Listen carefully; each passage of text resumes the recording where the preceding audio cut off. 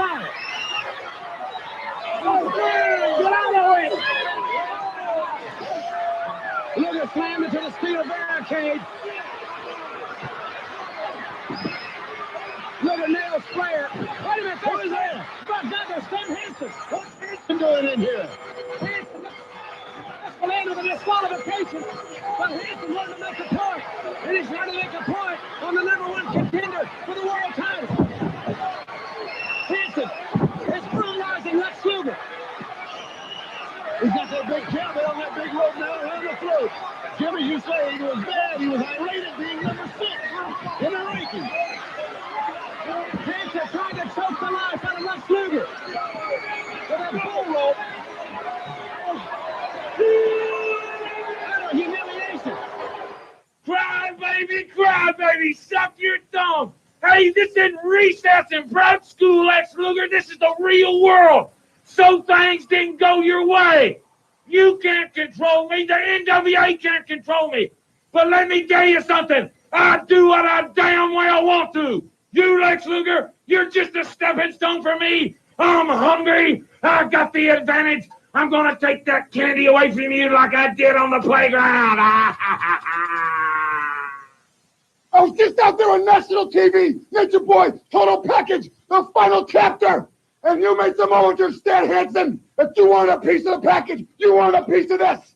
Well, baby, you made your point abundantly clear to the Total Package when you jumped me and stopped me in the ground and almost took my life out of me down that mat. Well, Stan Hansen, you have to go looking for a Total Package. If you want to shot at me, you want to shot at this, well, there's fire in these eyes, no fear. This is Doc Gallows and the Machine Gun Carl Anderson, and you're listening to Turnbuckle Throwbacks with Phil, Jay, and that pain-in-the-ass Choppy, and that's just too sweet ski. Woo-hoo. What this network needs, this network gets. I promise you that. Ladies and gentlemen, this is the main event of the evening. Broadcasting live from Shaolin, Staten Island, New York City. Freak Show Central. Where's that? New York City. It's the Turnbuckle Throwbacks Wrestling Podcast with Phil, Jay, and that pain in the ass, Choppy. On Rant EM Radio, proud member of the Shining Wizards Network and Dark Satellite Media.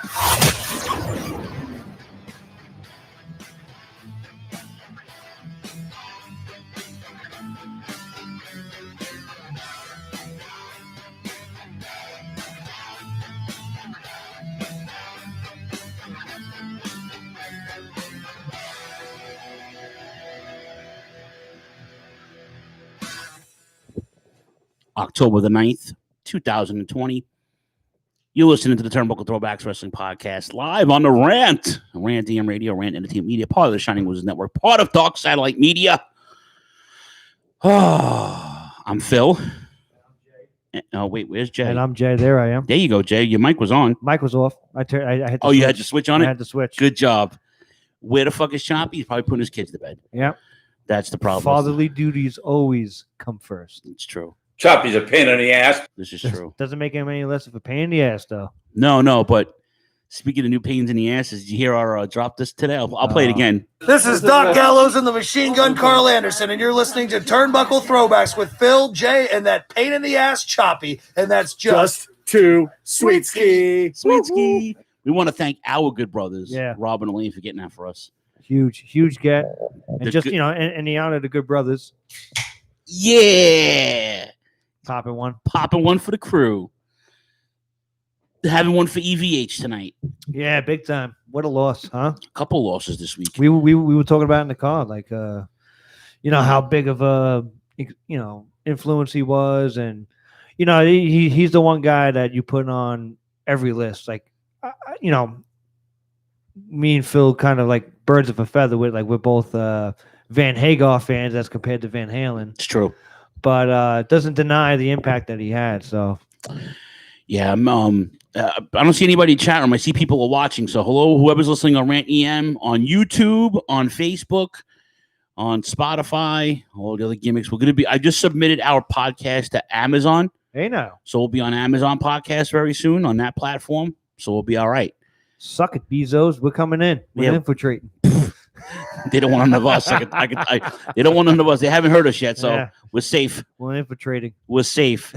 Yeah, man. Eddie was a big. If you were any kind of musician, like I barely played the drums, but I sang in 2 bands. Jay's a drummer by trade. Like if you were any kind of a musician, at least in our generation, Jay generation, my generation, Eddie Van Halen was everything. Yeah. You know, he was the coup de grace. He did, like, when companies are building amplifiers, pedals, and guitars to try to emulate your fucking sound. Yeah. That's safe to say you're a pretty good musician. When they're licensing your name. Yeah. When he takes the criminally insane code 5150 and he makes it a brand for his amplifiers and his stacks. And ladies and gentlemen, look at There this. he is. Joining the Sweet Skis. Yeah. Do you like that takeover? The Good Brothers drop? You like that, huh? Yeah. That was pretty cool. Ladies and gentlemen, joining us on the podcast, my tag team partner in crime. I did it for the chop. I did it for the cop. Yeah. I did it. Yep. I did it for The Rock. I did it for the people. I did it. Shut your mouth, you Your thong wearing fatty. Yep.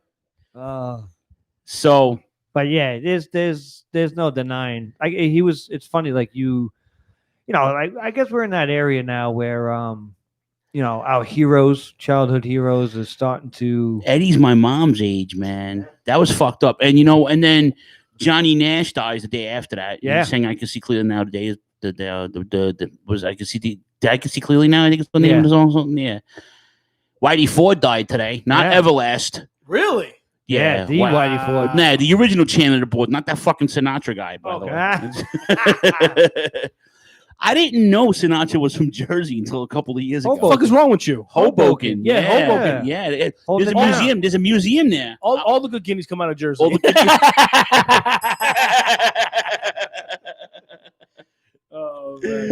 Oh man. Joe Pesci, Ray Liotta, come on.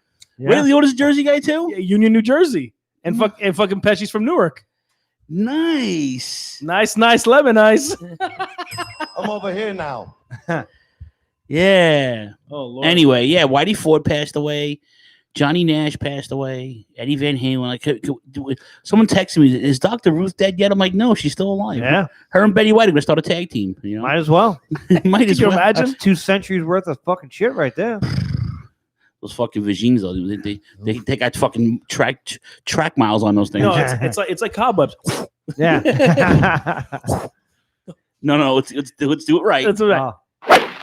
I did go golfing yesterday. How was it? I took my old man golfing. How was it, Shooter? Hey, I played pretty well.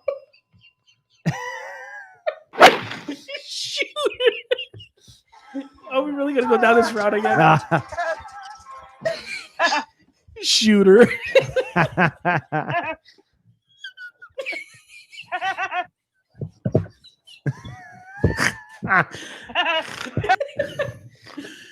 We can't fuck around. Jay's got work tomorrow. We got to be done at a certain hour tonight.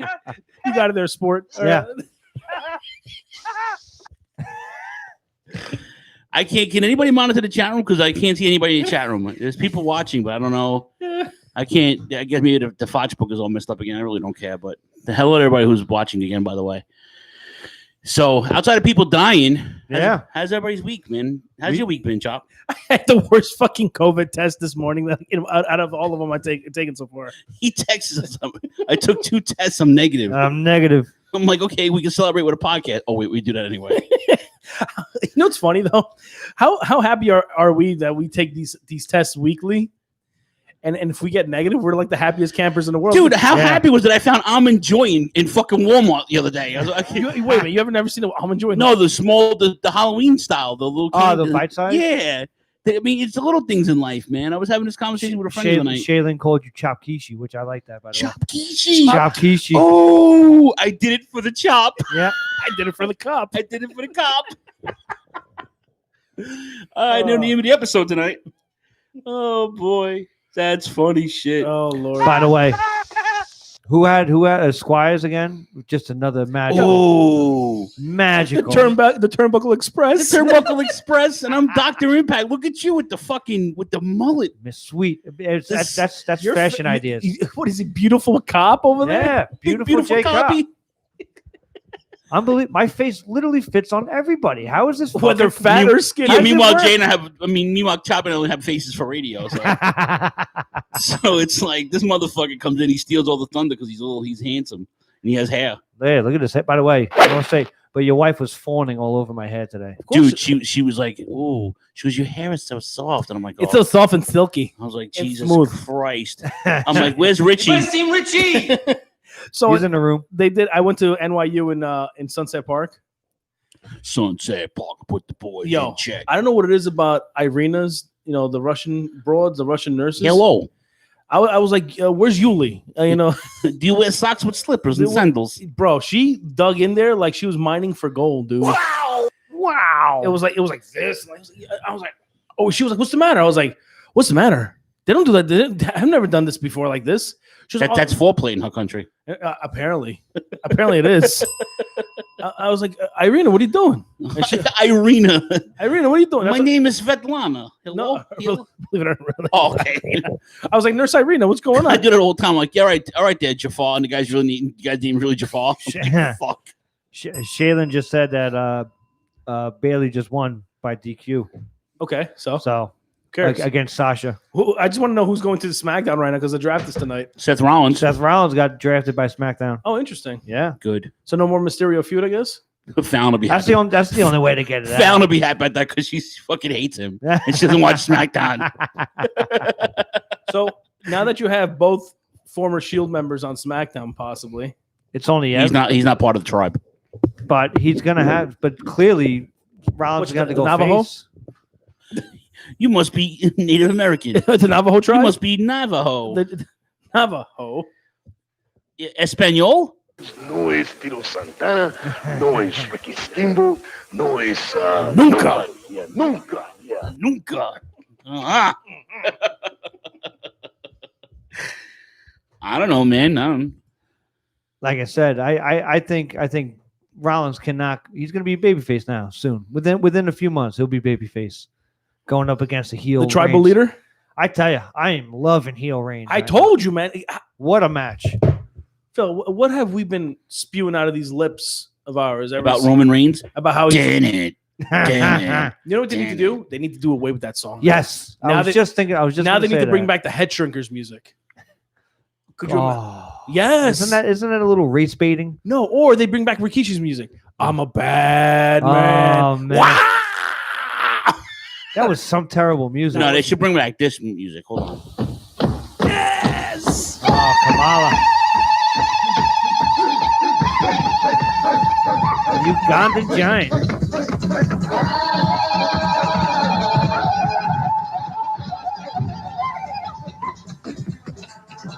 Kamala, the Ugandan Giant.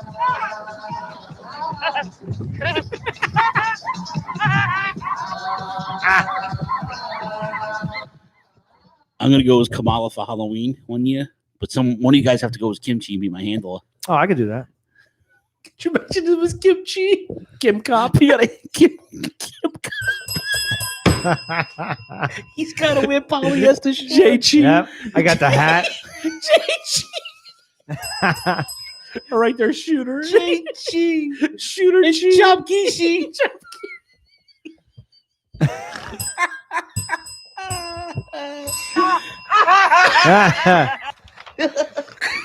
Time check. It only took 10 minutes to get off the rails.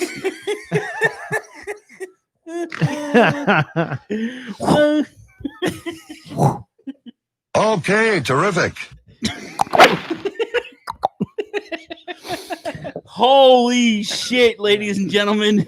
We do have a wrestling podcast. We actually did start with wrestling today. But Jay, how was your week? Besides week was good. Fucking homeschooling your girlfriend's kids. I tell you, I give anybody credit. First and foremost, I give anybody that's credit that has to deal with this for 5 days. I only had to deal with it for 1 day this week, and my God. And you're ready to strangle the kid. The kids weren't that bad. Just the system. The system is just flawed. It's flawed. Shitty. You think? That's another podcast, though. But man, the future looks grim. These are going to be our leaders soon. No, but I'll be dead. Thank God I'll be dead. Man, you ain't kidding. I tell you, I can see Dylan right now, playing some rounds of golf later on in his life. I'm trying to like, you know, he'd be Tiger Woods, and you'd be like his pops, you know, training him. Like, all right, you know what, this is gonna be good. You're gonna make me a millionaire. Yeah. Let's do this. Then they're gonna have to tell me to be quiet 3 holes in as I'm drunk. Oh, talking over Pee Wee. Sorry, no. Pee Wee clips like 5 minutes. We got time. Why couldn't Pee Wee be like the Joker and like in? No, I'm just gonna play Pee Wee. This is 1 minute and 30 seconds of love right here. Yeah. I don't care. I just don't care anymore. Oh my God. Fucking awful. Yeah, so but otherwise it was good, you know. Yeah, it was week, fun. Week of work, you know. Weather's getting cooler. Thank God, right? Yeah, we're getting like a piss full of rain now. I can tell you that this week. Don't mind me. I was trying to get some work for this week because I was still working on Law and Order this past week. Oh boy! And they're going on a 2-week hiatus. So now one of my friends, his name is, believe it or not, his name is Chi. Yeah. So he was like, "Oh, you need work?" I'm like, "If you can talk to your boss, yeah, I need work. Let's do this." Put your boss on. I'll talk to him. Jerky. It's called the name of the show is called The Prodigal Son. I never even heard of it. The Prodigal Son. Yeah. Oh, it might be about Jesus Cristo. I don't know. Might be about who? Mm-mm. Might be about who you said? Jesus Cristo. Jesus. Jesus. You have the lever, right? For what is it from Botchamania? You got to have the lever. Jesus. I don't know. But so it was good then. So then you actually had work this week then, because I know last week it was up in the air. Yeah, last week it was up in the air, and now this week I actually had work. It was very interesting. Good. Now I'm trying to get work. She's trying to get me a job.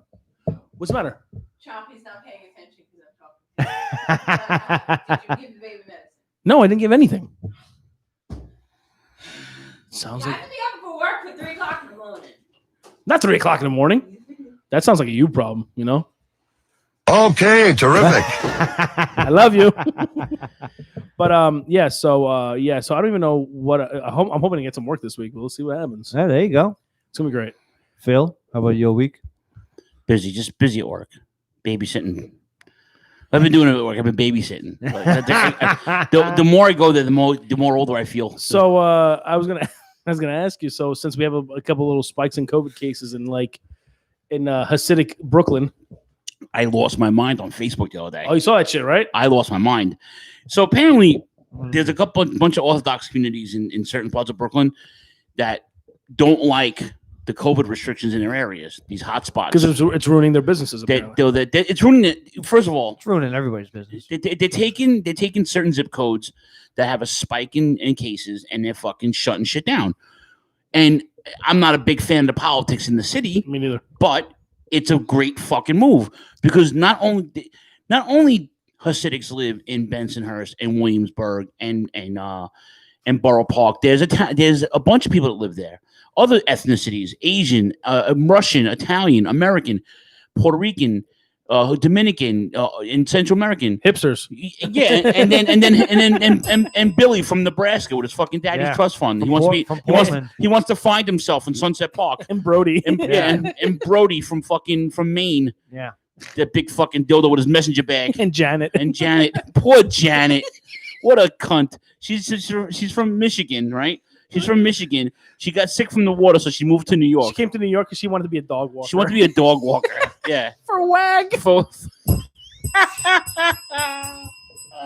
WAG. But it's like, so now these motherfuckers, they're in the street, they're protesting, they're burning shit. Meanwhile, it's like one of the highest Jew holidays of the year. It's Young Skipper and fucking Rosh Hashanah, right?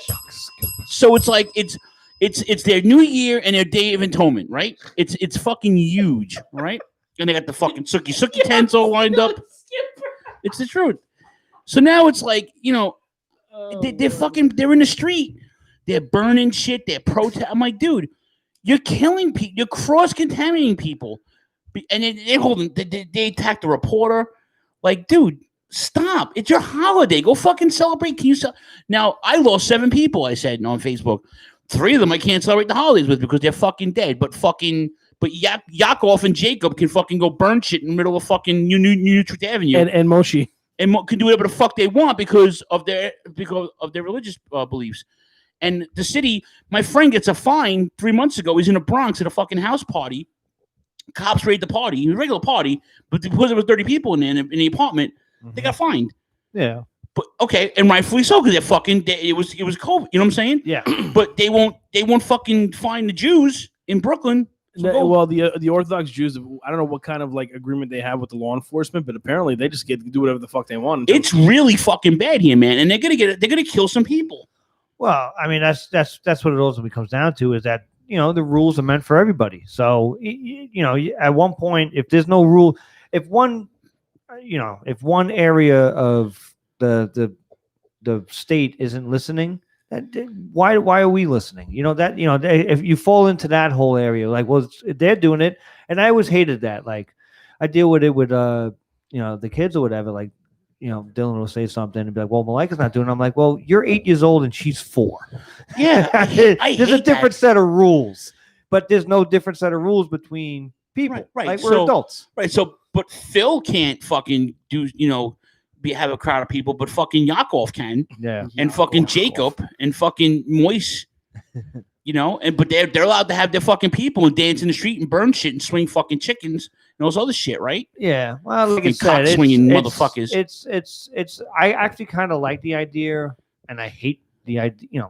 Ultimately, I hate the idea of shutting shit down again because we did it. We did our part. We flattened the curve, per se. But I like the idea of shutting it down by zip code. I think that's a little bit better than a blanket order. Okay, so you would you rather shut shit down or people be shut down?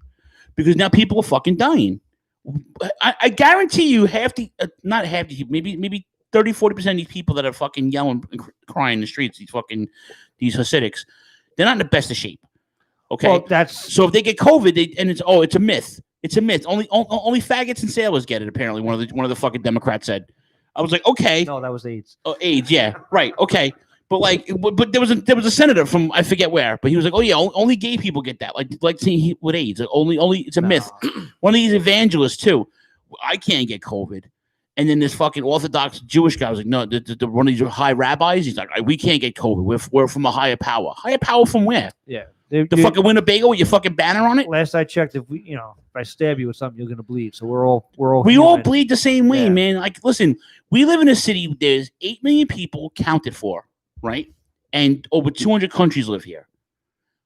I don't mind respecting anybody else's culture. You want to come here, you want to make a living, you want to make it. This is the land of opportunity. We're the dumbest people in the world, but we also have a lot of opportunity, and we're the most richest. Yeah. But I'm also the very gassiest. That's what I'm saying. So you want to come here, make a living, it's fine. But if you're not going to fucking respect, the city you live in, have some respect, man. Like generations of people live in that area. Yeah, no. Well, Yakov and his family have been there since the fucking 1900s, probably. Listen, I agree with it in that sense. Is that you gotta have respect for. It's not so much the person as much you gotta have respect for everybody around you. That's where to me where it matters the most. You can believe whatever you want to believe, but my beliefs aren't stronger than your beliefs. That's what I've always kind of gone on. Right, exactly. What's up, Steve Milan? In the chat room at Facebook, I can see the chat room on YouTube. I can't see the one on Facebook. I wonder why. Maybe because God hates me today. Yeah. I have no idea. But like to me, I like the idea of like people are just fed up. And you kind of I don't know. I don't want to go too far into the woods with it, but I think to close, shut down the city again would be just a huge mistake. It'd be the death of every business out there. It'd be like you already have the fucking lid on the casket. If you shut it down again, you're just fucking throwing nails in. I tell you right now, if De Blasio tries to shut down the city again, somebody's gonna fucking kill him. Well, that's why I like the idea of they're doing it by the quote unquote hotspot, which arguably. Whatever. What there's so many things that go into it. What pertains as a hotspot? What I mean? I just find it ironic that a third of these zip codes all have the same fucking religion. But you want to know? Here's something fun. My old boss, Mike Leather, he told me that he lives up in Rockland County, like Monroe, New York. Which is Monroe. It's Monroe. That part of the world, Monroe. Monticello. Yeah, That- full. Harriman, was It's it? When the Harriman's like by Rye. That's where the Rangers work Was it out. Haverstraw? We're talking like the Catskills, like another hour up. That's all fucking Mahakaville. Yeah, because he told me that, like, not his area, but like they consider his zip code, like the two towns, his town and the other town share the same zip code. So what happened was the town next to him, I forget the name of the town that's next to him, Monroe, is full of Hasidic Jewish people. Yep. And they don't give 2 drops of piss whether they wear a mask or not. And of course, everything's spiking. So what does he do? He's like, you know what? Since we're taking 2 weeks off, I'm just gonna go to New Mexico. And lo and behold, he goes to New Mexico, and he's going to New Mexico, and then there's a spike in COVID cases by the Navajo Nation over there. So like you said, it's you're damned if you do and you're damned if you don't in certain situations. But here's one for you. Look, I'm King Joffrey Joffer, ruler of Zamunda. Yeah, we'll have a seat. Chair number 2 be ready in a second. I love this movie. This is beautiful. What is that? Velvet. But like I said, I mean, hopefully people just smarten up and, like I said, taking it to the streets and rioting and causing this. It doesn't matter. I mean, we've gone through this already. We went through this 4 months ago. We had riots in the streets. Listen, and the protesting was one thing. That's for something else, but which is fine. I would have burnt down City Hall instead of fucking Victoria's Secret, but that's just me. Yeah. I would have burnt down the mayor's house instead of fucking Target. Target. Is he in No Park Slope? He's Park Slope, $5 million house he lives in. Yeah. Him and his not gay wife. I don't get it. He's a tall motherfucker though. Yeah, he's a tall glass of water that did. So now it's like I can't understand though the logic in the city though. Like people, they get to do whatever the fuck they want, but my friend gets a fucking fine because he goes to a house party, wants to drink a couple fucking beers. Yeah. But fucking, the Mahakas in Brooklyn, they don't give a shit about them. Oh, leave the Mahakas alone. So terrible. This is beautiful. What is that, velvet? So, but I can't think of a good segue into wrestling. But here's a crowbar. Who cares? Crowbar right into wrestling, but there's a bunch of stuff going on in wrestling. Yeah, one thing in particular, Alberto Del Rio is going to go to jail for his life.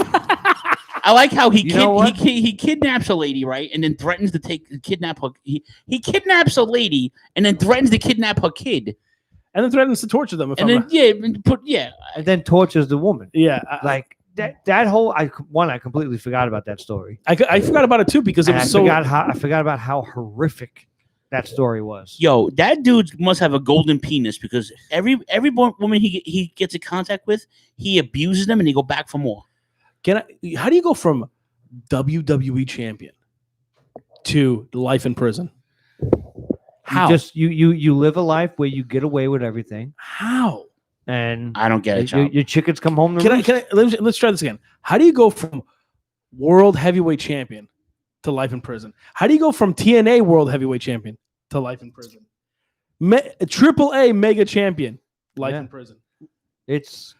Why? It's you have that, and I never saw the appeal in this motherfucker either. Why they gave him every chance in the book.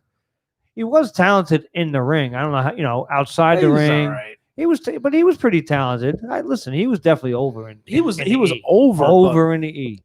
I was pissed that he won the Rumble that year though. Oh, the 40 man. Yeah, that pissed me off. And then when he won, he didn't even beat Edge for the title. He took the job. Yeah, but that's I feel like I said I forgot about how horrific that story was. You know what I just thought about?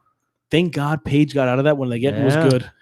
Who knows what could have happened? You want to know who is a great Latin wrestler and has a birthday today, but he's in heaven? Yeah, Eddie Guerrero. Yeah, that guy cleaned himself up. I know. That's a perfect example of how to clean yourself up. It was funny, like we thinking about we were watching the throwback, and I was like, it would have been when I found out today was Eddie's birthday, I was like, it would have been a good Eddie Guerrero thing. So. Eddie shares a birthday with our boy Will Sweeney. That's right. My brother from another mother. Happy birthday, Will. My uncle Junior, big fan of the throwbacks. Uncle Jay, happy birthday. And what's her face is fucking Sigourney Weaver, 71 years old today. She's 71. Now I know I'm old. That bitch is old. Well, she looks great for her age, though. I mean, you all do. Listen, dude, not for nothing. If all you do is act, and you don't, you're not a stuntman, you should look fucking amazing. She doesn't have any stress. No stress. It's like that. You know what I found out recently, a couple years ago? Vanna White. Okay, is 63 years old. Right, but Vanna has been doing this for about 30, 40 years now. Yes. Since the show started, right? Vanna works 3 months a year. Okay. That's why Vanna is 63 years old and looks like she's 38. Because Vanna works 3 months a year. And she works out every single day. And that bitch doesn't even turn the fucking letters anymore. She pushes buttons. So they even made her job easier, that fucking bitch. Well, she's become a geriatric. Of course they gotta make it easier. I'm not disputing that, but I'm saying, like, if you're in entertainment and all your job is to keep your body up, you know what I'm saying? You know whose job I want? I want Pat Sajak's job. Yeah. That man looks fantastic for his age. I want Alex Trebek's job. I was listening to that. I'll never replace Alex Trebek. He's the man. Well, listen. Alex is he's Canadian, huge hockey fan. Yes, he is. And what's really cool is I was listening to the draft the other day on the way home from work because the Rangers had the #1 draft pick this year, and he made the third pick for the Ottawa Senators. Alex Trebek announced it. No, that's not because he's from that area. You know, a big LA Kings fan too. Oh, Shaylin just said in the room that tag team title match, Nakamura Cesaro against the New Day, Xavier Woods and Kofi are back. Oh, Kofi Kingston. Yep. We want fuck it. Fuck it. Yeah, but then now does this kill Big E's? No. Let Big E go on his own. Let those two mooks go for the titles. Hey, big boy. Big boy. Let Big E go for his little singles run like they had. Yeah. He'll be fine. They'll still be a group, but not together all the time. Yeah, you know? I can't believe Xavier Woods is back. I guess he's been out over a year now, right? That's a man that needs to go for the U.S. title or the Intercontinental title. He could talk. He could work. He's good. And Kofi's already done it all anyways. Yeah, exactly. Kofi's in the twilight right now, but he's going to be I don't want this to hurt Big E's. It won't. They're pushing that man to the sky right now. Good. So. Yeah, fuck him. No, I'm joking. I'm joking. I like Big E. I love Big E. He's the better version of Bobby Lashley. I'm easy. What? Easy. What Hurt Business. Fuck them. Wow. Fuck the Hurt Business. What do you mean? Fuck it. Yo. Great fucking segue. You want to know why? I'll tell you why. Oh, why? boy. Why the fuck is Mufasa Ali? Oh God. The leader of Retribution. Yeah.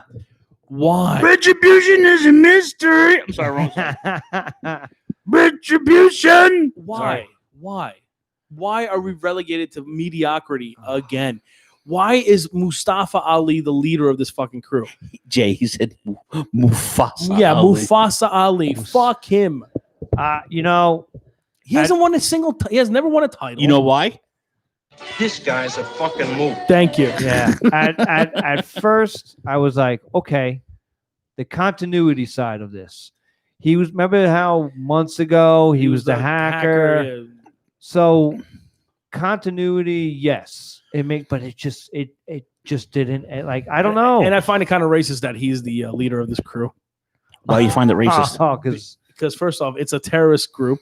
Wow. And how you done a terrorist group? They're causing terror around. Yeah, but they can't call it a terrorist group, you maniac. Yeah. You're a fucking maniac. You know that? So you have Jafar running a terrorist group? Okay, they're not Antifa, but at least they're... Will you stop? Listen, I am not a fan of Mustafa Ali. Okay, but they're not terrorist, Chop. Will you stop? Causing fear and terror in that backstage. Terror. Terror. Yeah. Terror. Yeah. Let's get that colored kid. Ali, you can't say colored, boy. God damn it, where's Paul? Where's that terrorist? Where's that terror? Where's that sand monkey? Sir, you can't say sand monkey. God damn it, where's Paul? Where's Paul? Give me Paul. But yeah, it's I don't know. You talk about anticlimax. Unless they listen. What about Dijak? They shave his head, paint his face, put a fucking Sportsmaster mask on him. Sportsmaster. And they're like, here comes Stargirl. They're gonna call him Slapjack. Oh no, it's T-Bar. T-Bar. Good job there, Sport. Okay, Your name terrific. is T-Bar. And then the what's the other dude's name? The Slapjack? Slapnuts? Yeah, what's his name? Stevie Ray? What's his name? Shane Thorne. No, the other dude with the dreads. That's Dio Madden. Dio Madden. Okay, that's Stevie Ray, right? That's why they call him Slapjack. I mean, like, seriously? No, Slapjack is Shane Thorne. Is it? Yeah. What's Dio Madden? He has another what do they call that acronym Oh, for a name? just Pee Wee just shitting on Retribution. It's a terrible idea. Retribution is a mystery. You know what? It would have worked really well. No, why? No, thank you. Fine, thank No, you. we're good. But yeah, like to me, I don't know. I'm trying to leave it open. I'm trying to leave an open mind about it. But it's ouch. Yeah. Why? It's still it's starting to. What's the deal? What's the deal with this group? Why is Jay liking Retribution? Because he sounds like Deontay Baker on Facebook. Oh, stop! Leave that kid alone. He loves everything that WWE does. Oh. Even like Mae Young's birth of a hand. Why? Oh my God, it was great, wasn't it? Yeah, they he's more or less the leader of the shit now, right? I don't think he's the leader. I think he's like one of the figureheads. I think the main person still has to reveal himself. I think like the higher power. It was me, Austin. Yeah, the higher power. It was me all the way, all the time. It was me. It was me who fucked you in the ass. That was me the whole time. No, you know who it was? I'll tell you who it was. Hold on a minute. Well, I did it for The Rock. I did it for the people. I did it. Shut your mouth, you I was there for that show. Yeah. That's our throwback tonight, ladies and gentlemen. But yeah, listen, I didn't even watch fucking Raw this week, honestly. Yeah, I didn't. It was I was watching. I was too engulfed in baseball. Can I just commend MVP for his facial reaction when he found out that Ali was part of Retribution? He went from smiles to like he looked like he was disheveled, right? Yeah, I saw that. like, it was. Can I commend MVP for having a really dope Instagram page? Apparently, we have a lot of good taste in music. Him and I. Yeah. So and he's doing some good. I like MVP. I like that. That's the only part of Raw I fucking like right now. What about the Mysterio storyline? No, stop. That's good story. I want to know what Buddy Murphy's going to do now by himself. Down at fucking the Messiah is going to. Well, that's what I'm wondering. Maybe it's a combo package. You know, it's going to be a combo. Ugh. It's going to be maybe Murphy's going to go to a SmackDown. God no. Could you imagine? They should make Murphy like an edgehead. I feel bad for Murphy because he's actually very talented. He's a good wrestler, yeah. Cruiserweight champ, tag champ, NXT tag champ. Speaking of NXT, what do you guys think of NXT TakeOver? I loved it. I think Kyle O'Reilly is a superstar. Loved it. He got his jaw busted though. Man. Well, both of them did. I tell you what, man. I was telling my friend, I was like, listen, I said, here's the deal. I said, we knew O'Reilly wasn't going to win, but we knew Finn Balor was going to be in a fucking fight for his life. They kicked the shit out of each other. It was it was a stiff. It was a strong style fucking Japanese wrestling match. Yo, that knee that Kyle gave to Finn, I was like, oh.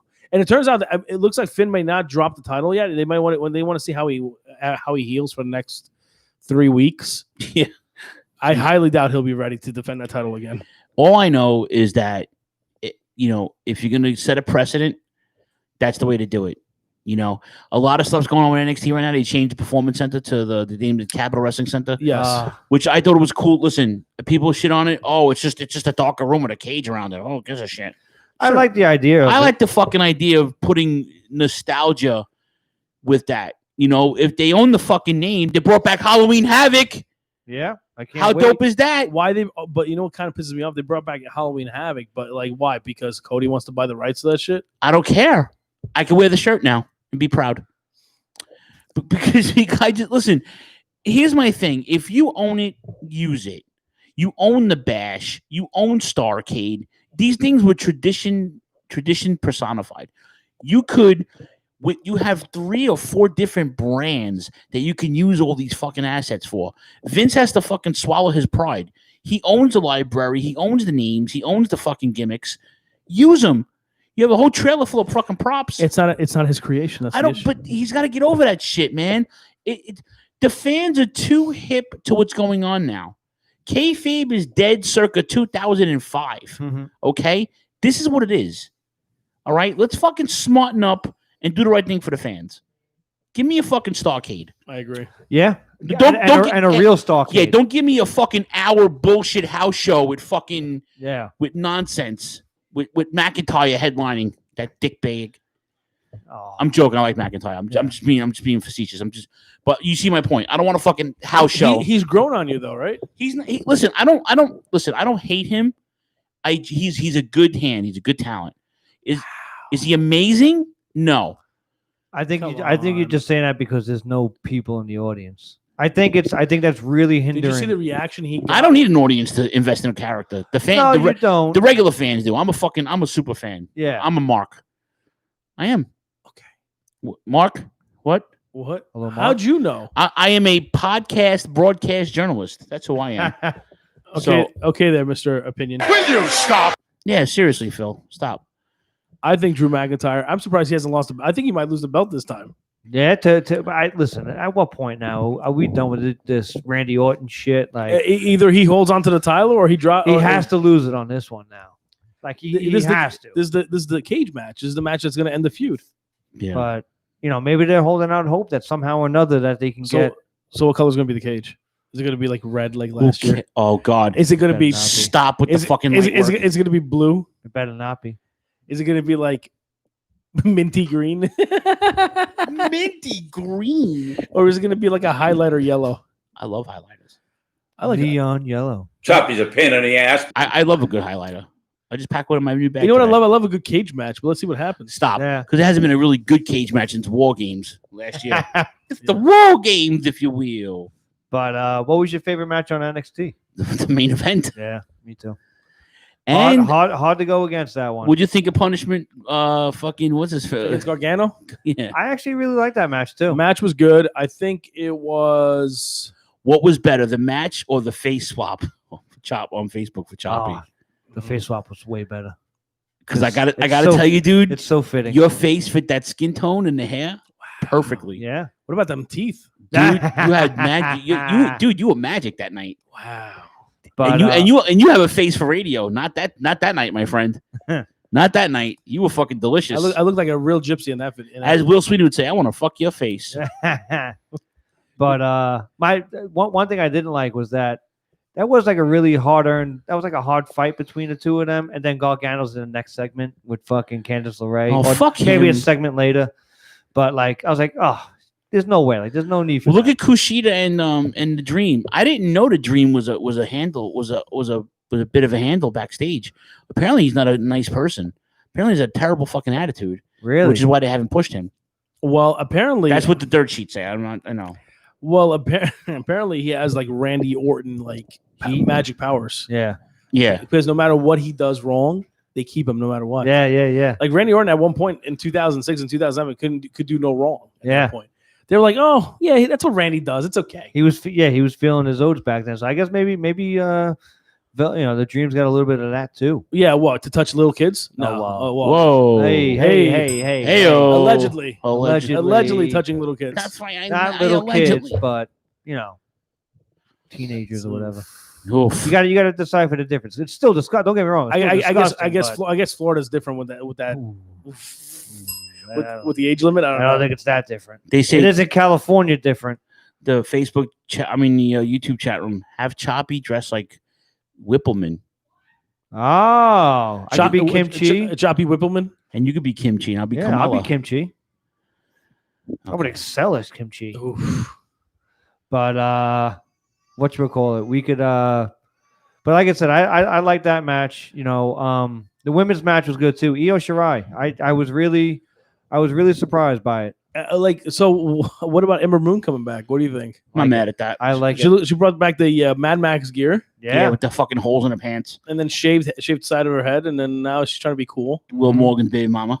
Yeah, he likes her. Will Morgan's at a Love Jones for her. He loves Ember Moon, but he had her on the show on his show one time. He's a creep. I love Will Morgan. He's a women's wrestling creep, and I've told him that. He knows. Will, you listening? You know you're a creep. What about Toni Storm coming back? Love it. She's a talent, man. You liked her when she first came out in UK, though. You said she was good. She's fine. You said she was going to be the future of that company if she stayed. Yeah, if she stayed, yeah. But now she's going to go to NXT. So whatever. And I still think Rhea Ripley should go to fucking Raw and SmackDown. Just be done. Yeah, I agree. She's done everything, and she's so young. Yeah, she's not even in her prime yet. She's like 23 or 20. if that.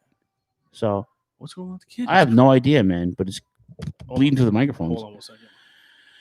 So what do you call it? But I didn't get a chance to see NXT on Wednesday. I watched it this afternoon. It was okay. Yeah. Apparently, somebody sent like a flat screen TV to Gargano's. Yeah. The And he's like, Garganos. oh, let's put this on. I'm like, you're a dick. Go away. I don't like any of the vignettes with him and Candace. I don't. I liked them at first. They're losing its luster. It's I didn't annoying. see this one, but it's losing its annoying. luster. It's annoying. It's just annoying, and I'm over it. But yeah, it was good, and they had a prognosis report on Finn Balor. On Finn Balor, and yeah, they're all busted up. Yeah. Well, especially Finn Balor, he's really fucked up. Yeah. So they was it 2 spots, right? Broke his jaw in 2 spots. Kushida had a fucking great match against Ciampa to open the card. Listen, I don't care. People are like, oh, he's a heel now. I don't. First of all, Kushida is 50 pounds lighter than half the roster, and he could stretch all of them out. The dude's an established junior heavyweight, probably next to Jushin Liger, the best junior heavyweight ever. And I'm going. That's a fucking stretch for me. Okay, and he's an undefeated mixed martial artist. So for me, he's a legit badass. You know. You know who else is undefeated? Who? Jake Hager. Oh, Dax Swagger. Yeah. Dax Swagger. Jake Hager is nice segue to fucking awful fucking AEW this week. You thought it was bad? Phil is hot. I'm going to tell you something right now. Phil is hot on I am AEW. so over their and I love their product. I love their talent. I love when they came in, it was like barnstormers. I'm like, they're going to sell us all this on this new gimmick, new different. They're going to book it differently. And it's the same fucking saturated shitballs every week. And now you have this cage match. I mean, this chain match only to give Cody the fucking belt back. Yeah, I think Cody should never got the title. First of all, why have a chain? You only had one match. There's no story. The only story is he came out, jacked you up, challenged you for the belt, beat you for the belt. You beat him. That was it. Yeah.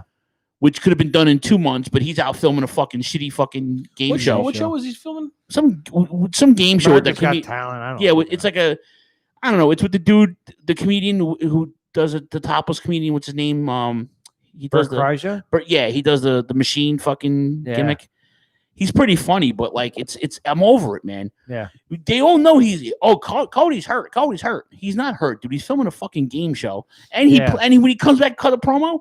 He plugs the game show. Not like I'm so mad at you. I'm mad at you for hurting my family. I'm mad at you for hurting my people.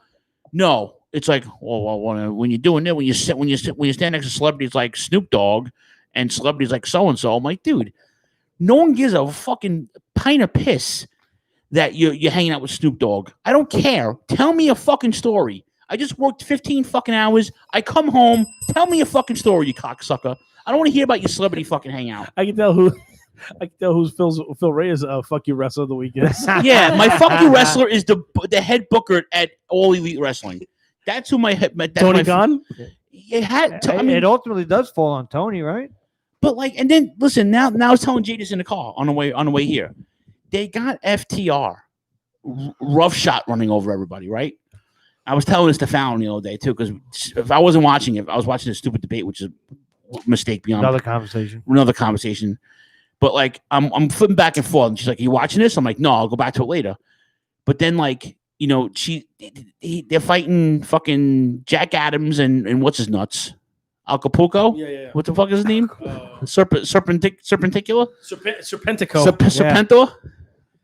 Serpentor. Didn't he run Cobra against G.I. Joe? I think about so. 40 years ago. Yeah. But like, it's like, I don't get the Bucks out there, man. Yeah, what's the deal? I don't understand what they're doing with the Bucks. And the Lucha Brothers are hanging out with Eddie Kingston, doing nothing. Like, I see it where Eddie Kingston's going. I love Eddie Kingston. I see where they're going.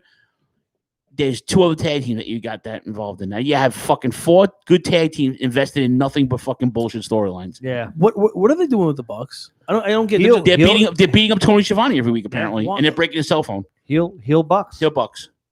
That's the heel Bucks. Yeah, and then now Kenny Omega's going to feud with Hangman Page. I think, which it won't be a bad match, but I think that when FTR came in, they positioned them as heels. You know, originally they got the babyface reaction, but then they tried to be heels.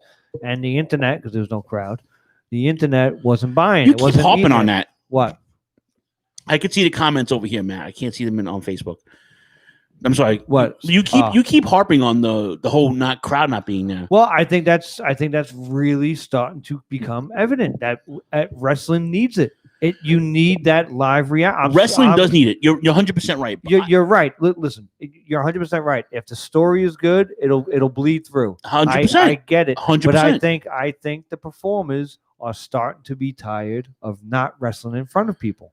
And even if you have the fucking green screen or whatever, the screens around it's not the same. I'm telling you, and I'm just gonna draw a little bit of a comparison. I've played in front of 400 to 500 people, and I've played to 4 or 5 people, and there's a huge fucking difference. Right. Whether you're the opening band or you're the headlining band. And like I said, now the other side of it is I used to like playing in front of 4 or 5 people because you can just do whatever the fuck you want and it doesn't even matter. And sometimes they didn't even pay you. Yeah, but to me, on a weekend basis, I'm telling you.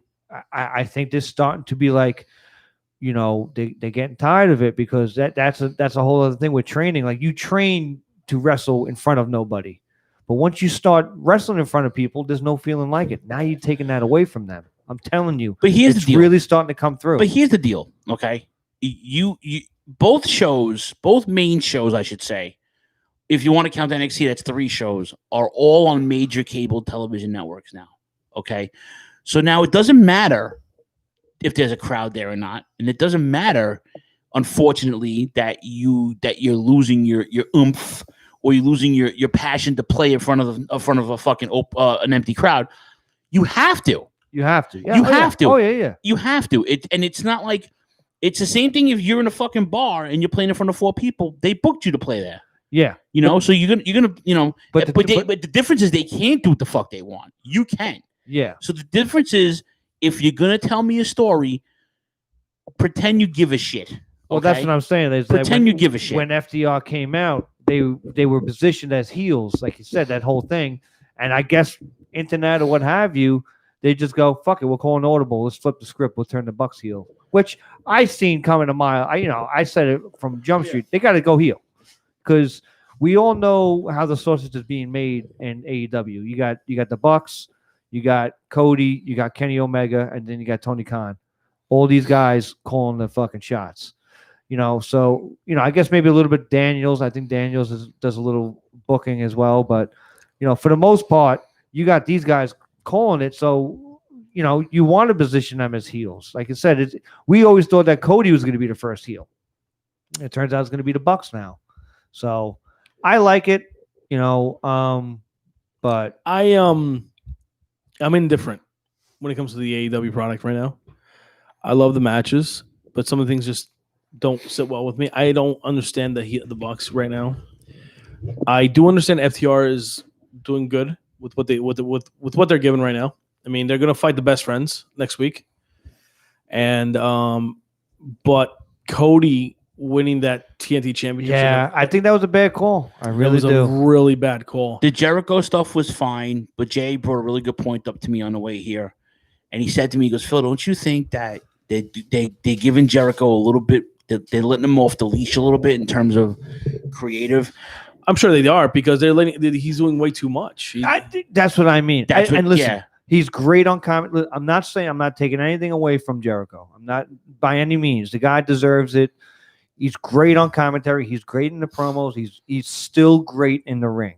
I'm just saying you could have booked that a little bit better in the sense of you could have went with, hey, we had this regularly scheduled thing, but Chris Jericho is now buying. You know what I mean?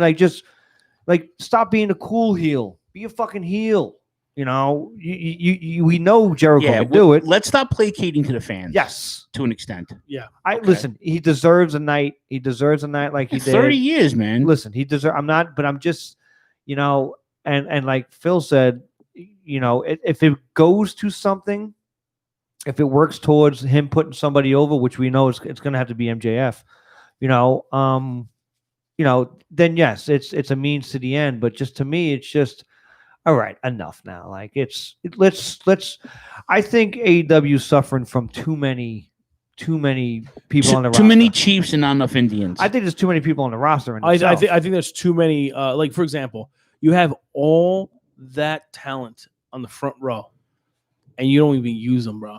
You're using WWE scrubs most of the time. Yeah, I don't want to see Joey Janela and Sonny Kiss in the front row. I don't. They should, I don't want to see Billy Gunn's kid. I don't want to see. I don't want to see. I want Allen. to see Pillman Jr. in the front row. I don't want to see any of those guys in the front row. I want to see them in the ring. What about Ricky Starks, man? Yeah, I like Team. I like Team Taz. Team Taz is fun. They need to come. They need to start using them more often. Those guys are fucking good together. They have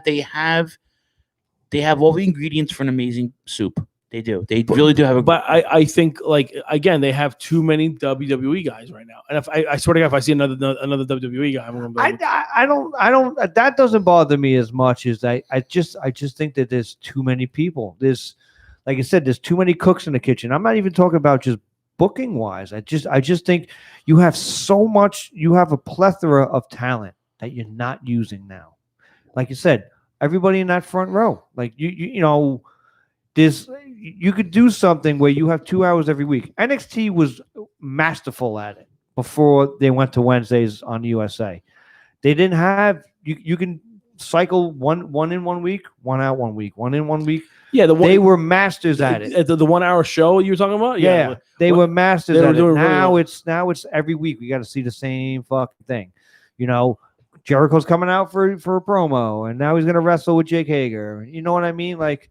I get it, but like he had a match this week against Dr. Luther and who? Like I Blitzkrieg back. Remember Blitzkrieg? I'm telling you, man, they should have had their own cruiserweight show. Yeah, Thunder should have been just for cruiserweights. It turned out to be towards the end. Yeah, but too many Chiefs, not enough Indians. I like that Jericho's going against MJF though. That's gonna be fun. I like it. I think Jericho's gonna be a babyface after that. If all this bullshit leads to Jericho doing his alleged job and putting the young kids over, I think he will be. And if that's the case, then all this shit is fine. But it's all filter for me. I will push back a little bit and say MJF doesn't need this. Doesn't matter. I don't think He doesn't. But now he has it. If you had, let's be honest. If Neil Peart was your fucking drum tech. Just you know, it's Neil fucking Peart. It's the same thing. Is oh my god, I have Chris Jericho to work with. Like if you have these amazing people at your disposal, utilize them. No, I'm just saying he doesn't need it as a character. You're right, 100%. Not as a character, 100% right. You're absolutely right. How do you go from? Sorry, I didn't mean to cut you off. But how do you go from fighting for the title with I loved the feud with Moxley. I really think you could, and there was meat left on the bone. How do you go from that to a one-off match now, and then feud with Jericho? You know what I mean? Like that's like you're booking, you know, left up. They could have had at least two more matches out of that feud. 1 or 2. Yeah. You know what I mean? And like, but I get the idea of wanting to put Jericho and MJF together. But MJF doesn't need it. I just to me, like you were saying, it goes back to what you were saying, Phil. Like the booking, it's just it doesn't add up. It's spotty at best. What about MJF getting the Inner Circle all jackets and then leaving out Sammy Corvaro, whatever the fuck his name is, or Sammy Empanada, whatever. Yeah, I thought it was great. Brilliant. I thought it was good.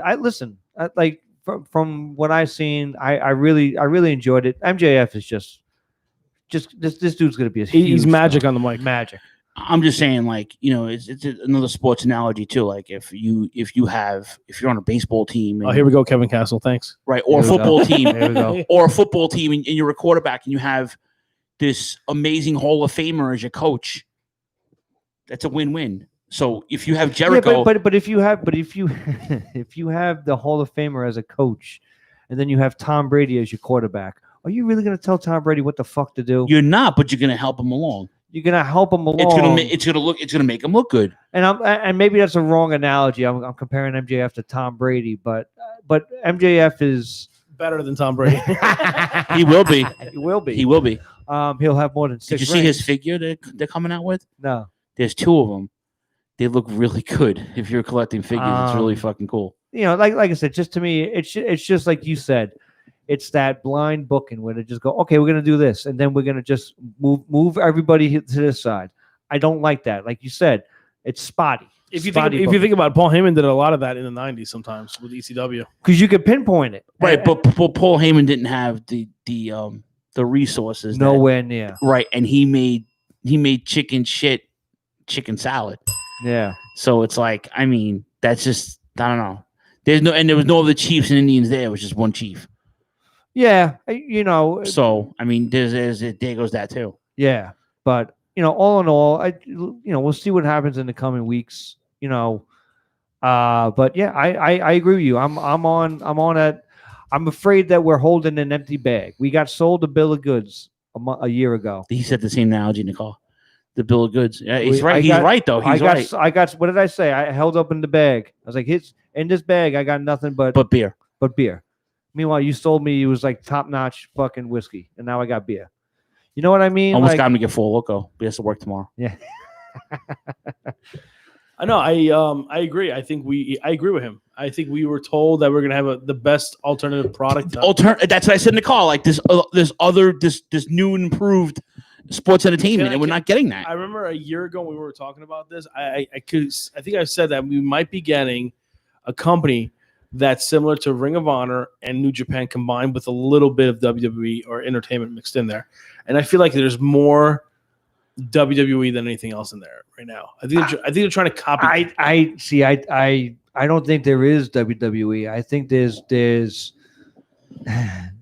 going to be a weird comparison, but it's not as bad as WCW because obviously some of the storylines it's not. Make sense, it's not. But it's like, hey, I like your idea, but I'm going to do this instead. But it's like I'm going to do this instead. But it's like what you and Phil said. I think there's too many guys. Yes. That are trying to control things. Like it's almost like a lot of these guys have creative control on their characters. You got a guy. I'm just throwing names. You got a guy like Daniels. I think who helps with the booking as well. It goes, all right. I'm just going to try to think of somebody. Who's the librarian? The librarian. Yeah. Peter Avalon. Like all right, do this. And he's going to be like, yeah, I'm going to do whatever I want to do. You know what I mean? Like that type of thing where it's just like, all right, I get what you like as a character, like what you want to do, what you foresee yourself. But a lot of the times, and you in the set design, like if you can't figure out something, somebody could just walk by and go, "Oh, Chop, all you got to do is this." And you just go, "Fuck, I couldn't see it." Sometimes you're too far into the woods. I don't like that vase there, you fucking gypsy. Put it somewhere else. That takes away. But it's sometimes it's an outside perspective to really kind of put shit in. Mr. Ray, you see that piece of art that's hanging on the wall? Yeah. Fucking hate it. Just get rid of it. Put something else up there. I don't know. Put like a foot or something. Gypsy. What's that? You like this hat? You better like this hat. That's no lie.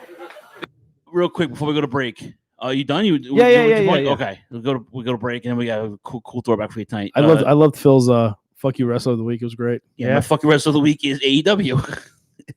It's the booking committee. G1 Climax tournament still going on. Who cares? No, I'm kidding. I just watched this morning. This call was great. Goto beats Yoshihashi, who doesn't belong on TV right now. So Zack Sabre Jr. gave Toru Yano fucking 20 minutes he shouldn't have. Then beat him. This match was fucking amazing, and Choppy's gonna laugh at me for this. Sonata against Kenta. Sonata beats Kenta.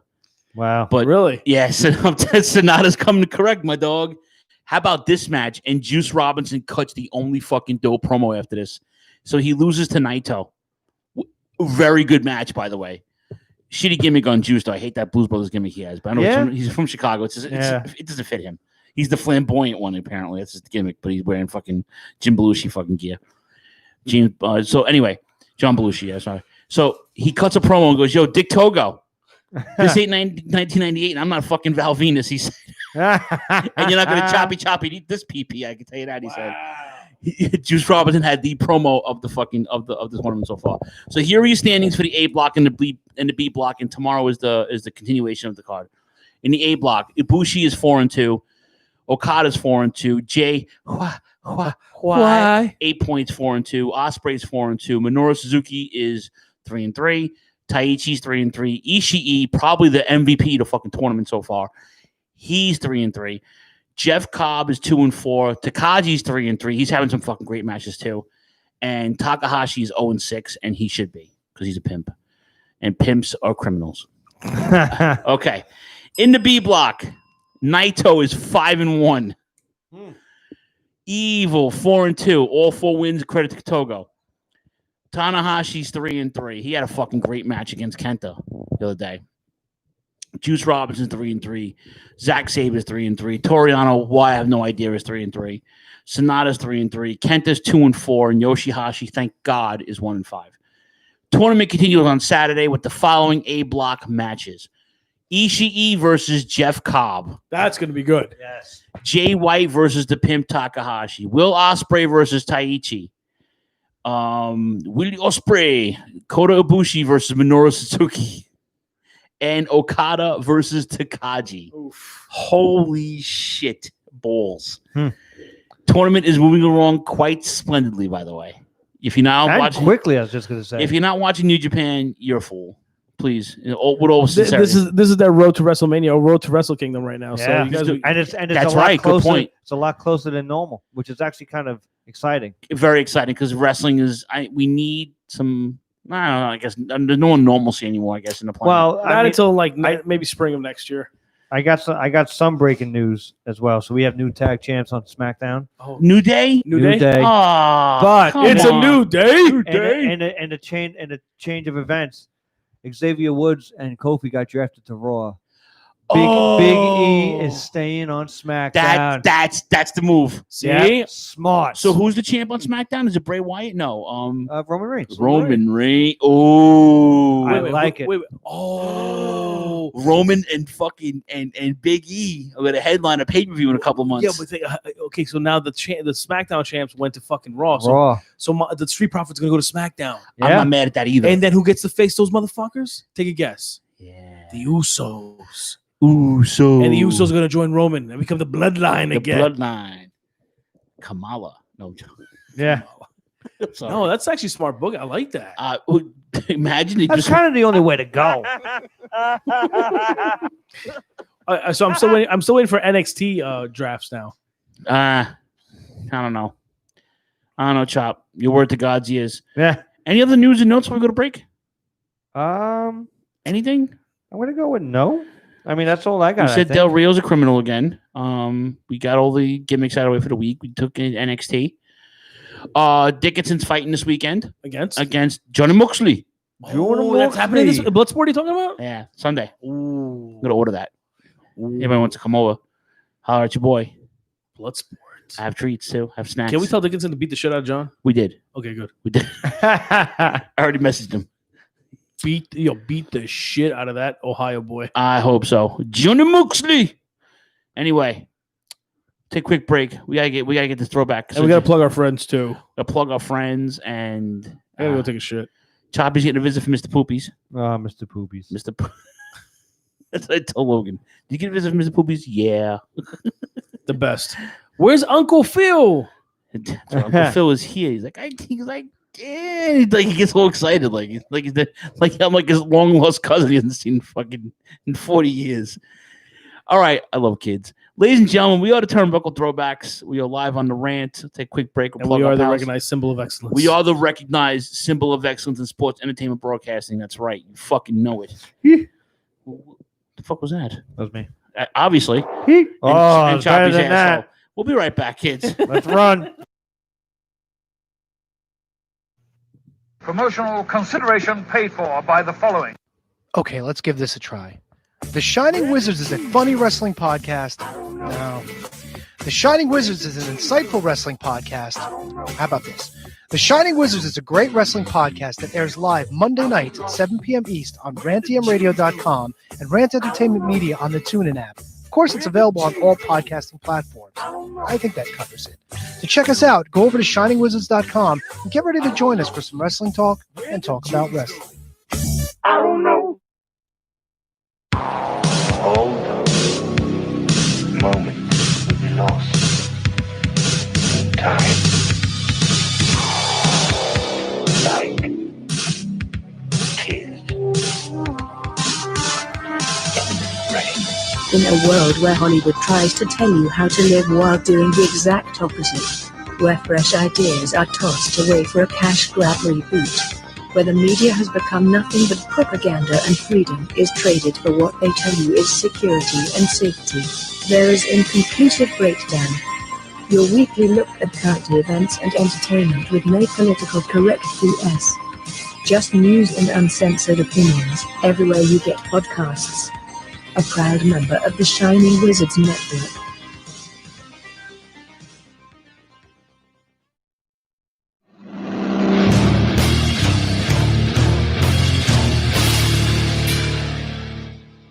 Horns up, beautiful motherfuckers.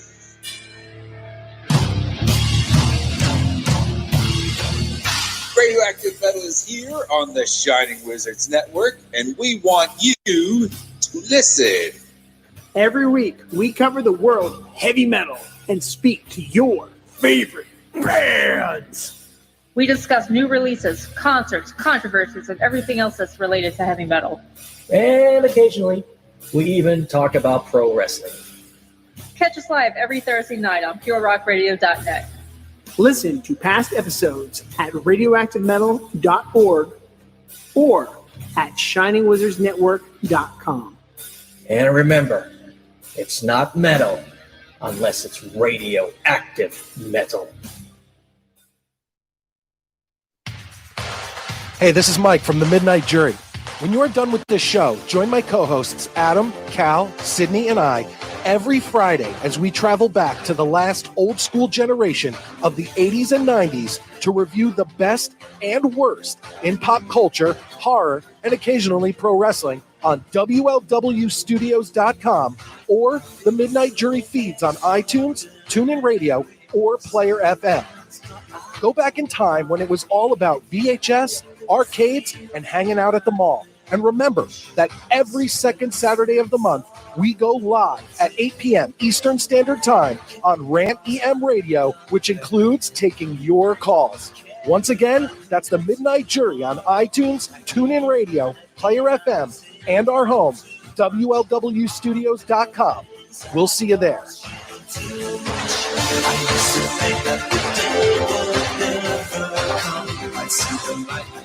Hey, this is the Queen of Extreme, Francine, and you are listening to Phil, Jay, and that pain in the ass Choppy on the Turnbuckle Throwbacks.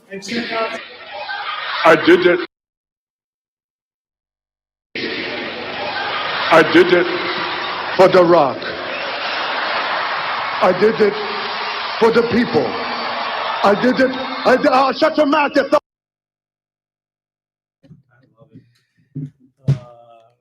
All right, we're back. I'm just going to play something. I still might. Give me a second here because Choppy's not back yet. Yeah, it is. I'm going to play this clip, Jay, if you don't mind. Yeah.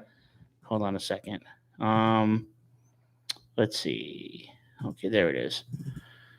All right, let's do that. Let's play this clip, and then we'll get back to the show as soon as this fucking clip opens because it's ridiculous.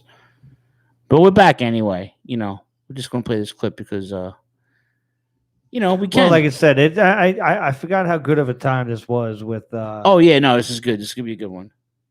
So I just want to wait till fucking okay. It's turned all the way down. I know that I did that on purpose. By the way, thank you.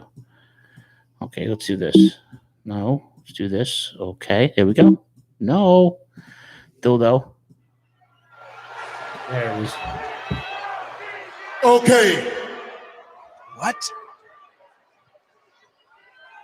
I did it. What?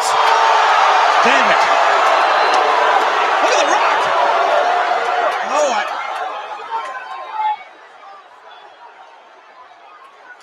In case you didn't hear, I admit, I did it.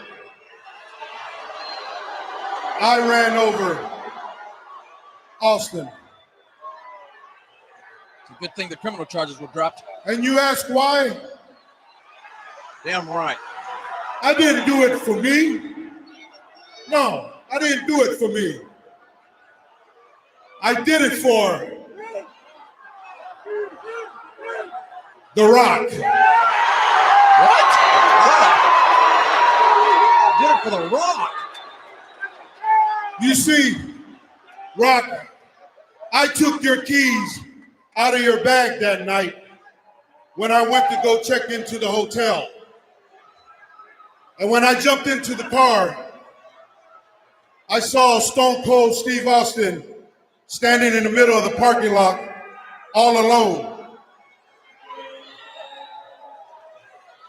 And suddenly, everything flashed right through my eyes.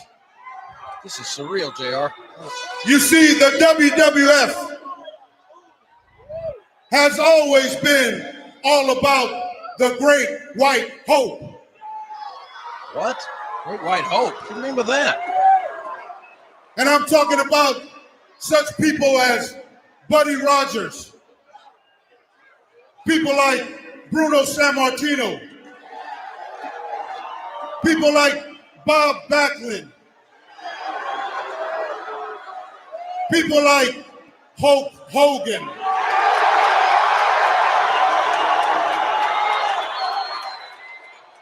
and now people like Stone Cold Steve Austin.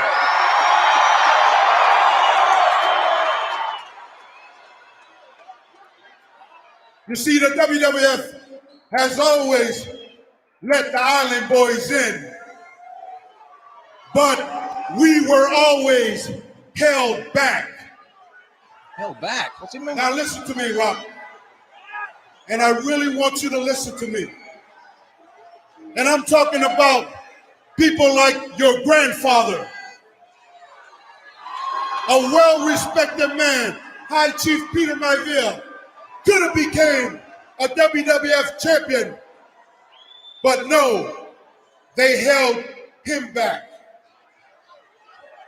People like Jimmy Superfly Snuka,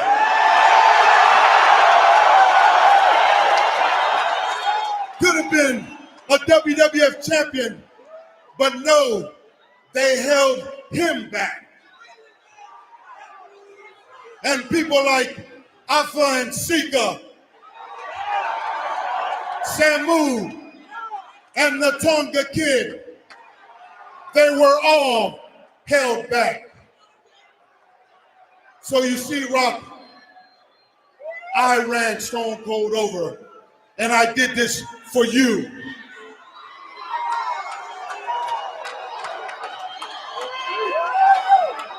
I can't imagine The Rock feels. I don't expect any favor from you, Rock. No. I don't expect no favors or no payback.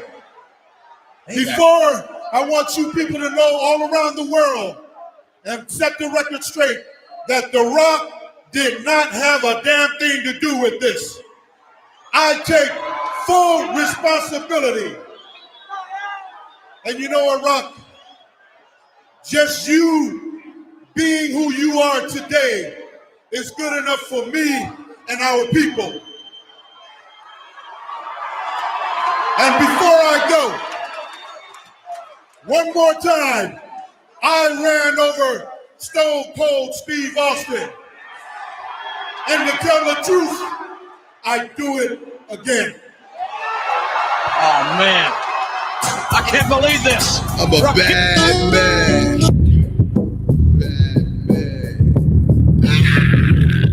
I'm a bad man, giving bad men bad looks. Dress amongst thieves and crooks. Want bad women, bad cars, bad hoods, bad dudes. I'm making my own rules. I'm a bad man, I'm giving bad men bad looks. Dress amongst thieves and I'm a bad man. Heel Kishi, huh? Heel Kishi. I did it for The Rock. I forgot about that. Like I did it for the people. That was a promo the next night after. Was it before this or after this? I believe it was on Raw. So, but that's Throwback tonight. We're gonna do we'll just get right into it. I guess we'll start it without Choppy. Yeah, we can start without him.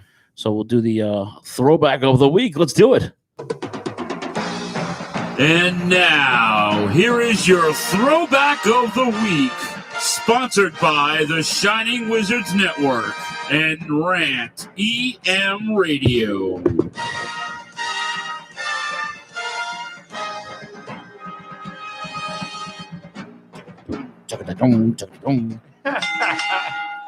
All right. October 22nd, the year 2000, from the Pepsi Arena in Albany, New York. Home of the very infamous Lights Out match with Terry Funk and Ric Flair. I was just going to say. Clash of Champions. That was Albany or? Albany. Yeah. But I don't think it was called, I don't know if it was called the Pepsi Center at that point. It was called something else. And I thought they did the same place the Buffalo Sabres play. I'm not sure.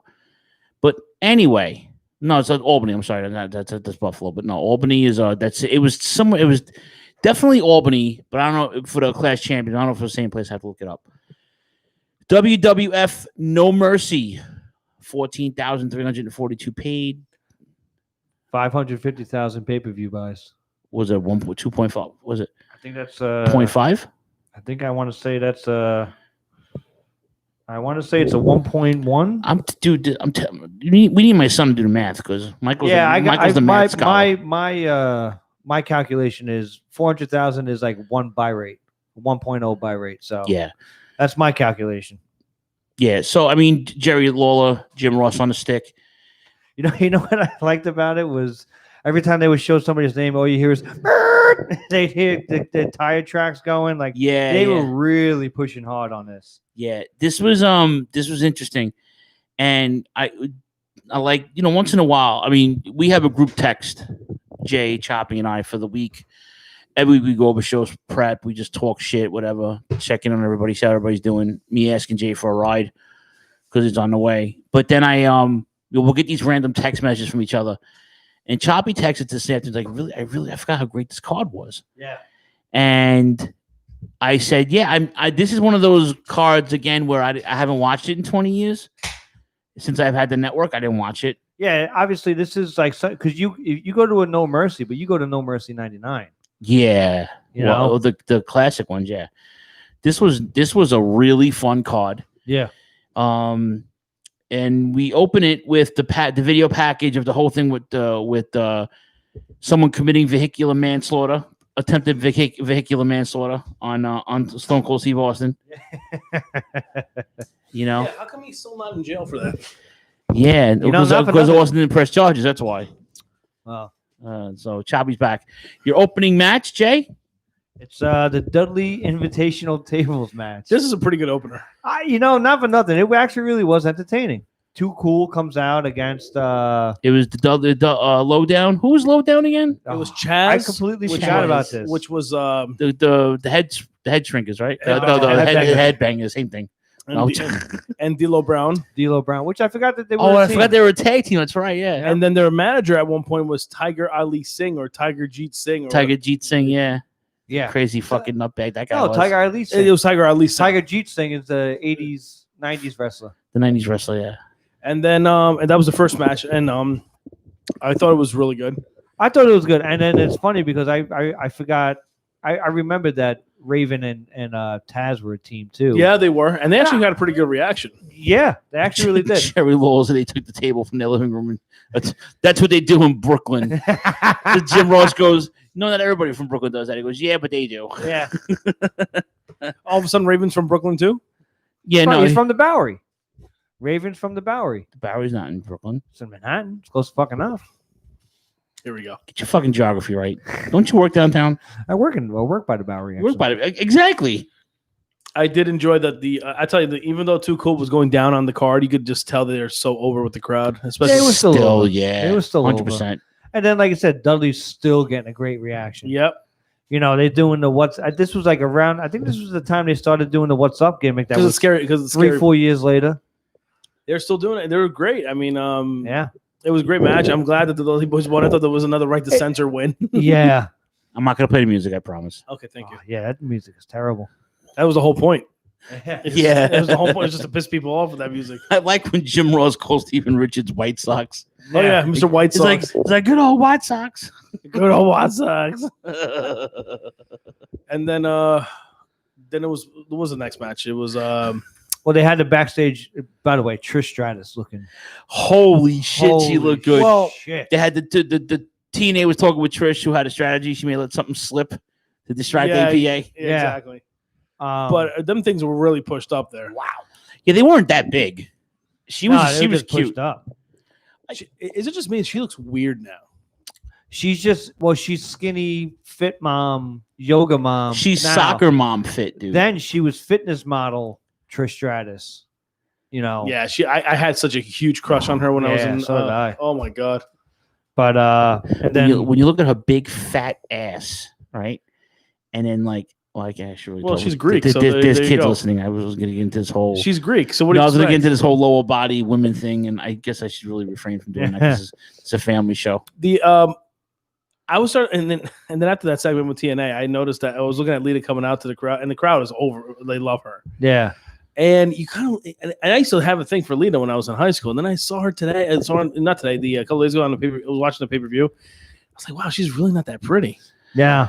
Right. So we're supposed to get Lita and the APA against Trish and TNA. Correct. But TNA jumps APA backstage. Yeah. Lita tries heading backstage, but TNA cut her off at the aisle.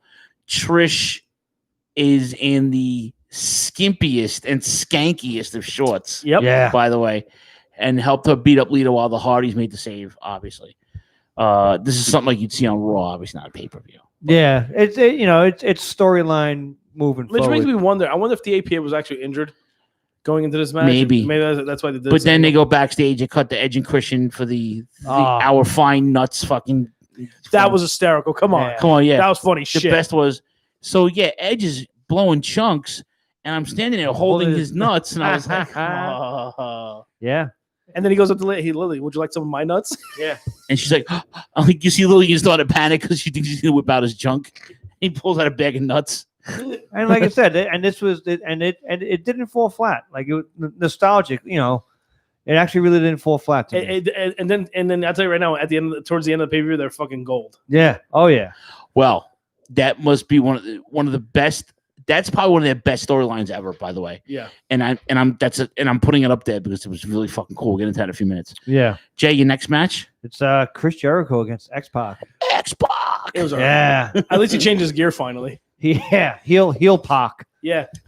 How about Jericho with the ever Yeah. again? This is the if I'm not mistaken, if it's not this month and 20 years ago, I think it's the final next month where Just Incredible debuts and helps out X-Pac to I think it's next month. Yeah, beat the shit out of Jericho.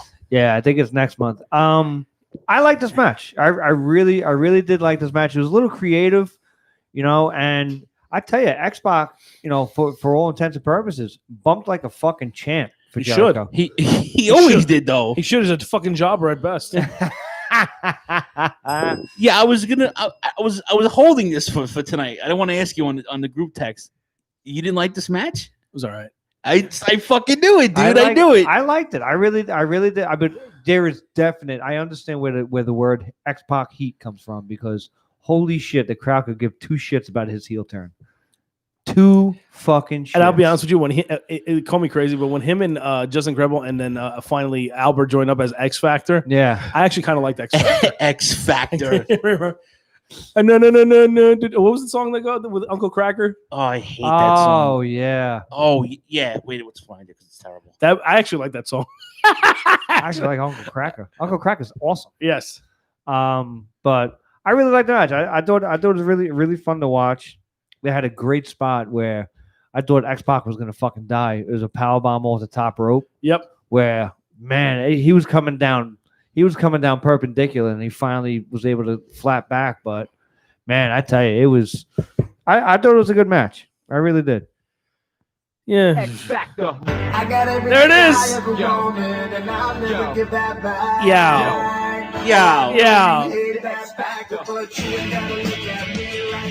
It's got to be one of the worst themes of all time, but I enjoyed it.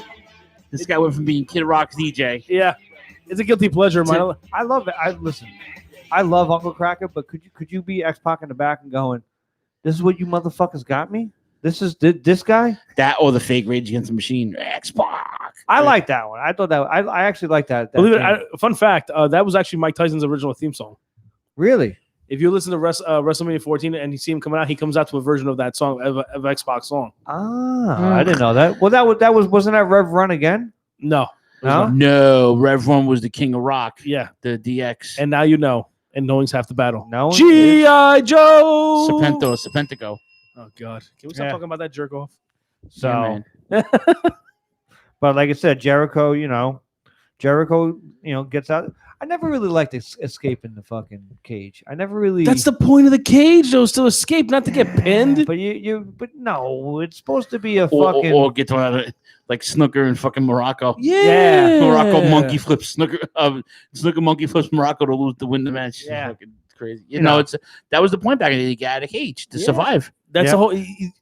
Yeah, years ago, you didn't have to worry about getting pinned. It just had to just jump out, climb the cage. Yeah. And not for nothing, I miss the blue cage. I really do. Yeah. The blue cage where you actually, yeah. I know it's a lot really unforgiving, that cage, but I miss it. Just the look of it, the feel of it. I mean, I remember playing the game for Nintendo when you actually get to ram the guy into the steel cage. But anyways, so we kick it back to WWF New York. Steve Blackman. Yes. Steve Blackman just going showing off his martial arts and his abs. And his abs, Jay says. and the fucking by the way, you can't do that today. These days, you can't have a martial arts exercise inside of a restaurant. Lord. With your shirt off, breathing with heavy. 25% capacity. Could you Put your imagine? mask Can you on. imagine telling people 20 years ago, like, "Hey guys, by the way, you can't be in these restaurants now." Yeah, right. Act like you are. Yeah, You can't act like this. You can't be like you can't be next to each other. It's not kosher. And they also cut to the back now, the back of the stage area where Rikishi's now pissed that Austin hasn't arrived yet. Yeah, exactly. A lot of walking around with a sledgehammer, mind you. Yeah, a lot of backstage segments. With this. So now at this point, Triple H hasn't used a sledgehammer. No, he's babyface or a tweener. He's a tweener at this point, and over as fuck with the crowd too. Yeah. So was Eddie. A lot of guys. Who was you said who was the team? The Grandmaster Sexy and Too Cool. Too Cool. They were over. Fucking Jericho was over. And you can see that even like the lower card guys were super over, man. Like, come on. Yeah. Scotty 2 Hotty and Grandmaster Sexy, come on. Over. And like I said, and even at this point, like you said, like for the next match or whatever, like Chyna and Billy Gunn. Over, dude. And he's just getting over a blown shoulder from the Royal Rumble, I think it was, of this year. Yep. So, he was back. I think he was back only for a few weeks, and right back into it. And he looked jacked, dude. He was huge. Yeah. And that's another thing. I feel like if you look at Billy Gunn now and look at him then, he still looks the same. It's the same, yeah. And like I said, and then he going against, Right to Censor again, are Stevie Richards and White socks and white pants. Chyna and Mr. Ass versus White Sox and Val Venus. Eddie was allegedly injured. Allegedly. And then Chyna's just kind of like blown off. She's like, yes, and we're gonna have intimate. We're gonna get intimate, but not in the way he wants. Not in the way he wants. First of all, if you see that mango pussy, I wouldn't get into with her either. Lord. Looks like it was fucking cut by a fucking Stop and Shop deli contestant guy. It was probably Randy the Ram who cut that. From the Matt says Lita is a 2-pack of Marlboro look. Old Haystacks Fatu. That's awesome. All right, yeah. So this, whatever. This wasn't a bad match, but like you said, it's filler. It's filler. It was pointless. And Stevie Richards, I like Stevie Richards when he was in ECW, not as this fucking gimmick. And then Val Venus should have been like the only reason this gimmick was come up was it's because they're trying to do away with a lot of the gimmicks that are like offensive to people now. Well, this was also Vince, ribbing on the PMRC. Yeah, of course. Demon WWF, inappropriate and all this stuff. So he was just kind of ribbing on a square a little bit. And it was because of his ECW antics why he got the gigs in WCW and WWE. Yeah, correct. Let's be honest. And Stevie Richards is Stevie was very talented, still very talented. That's a funny dude. Yeah. Yeah, he became so talented that eventually he ends up managing Chronic. And it's even the voice. Even the voice too. Like it made it that much.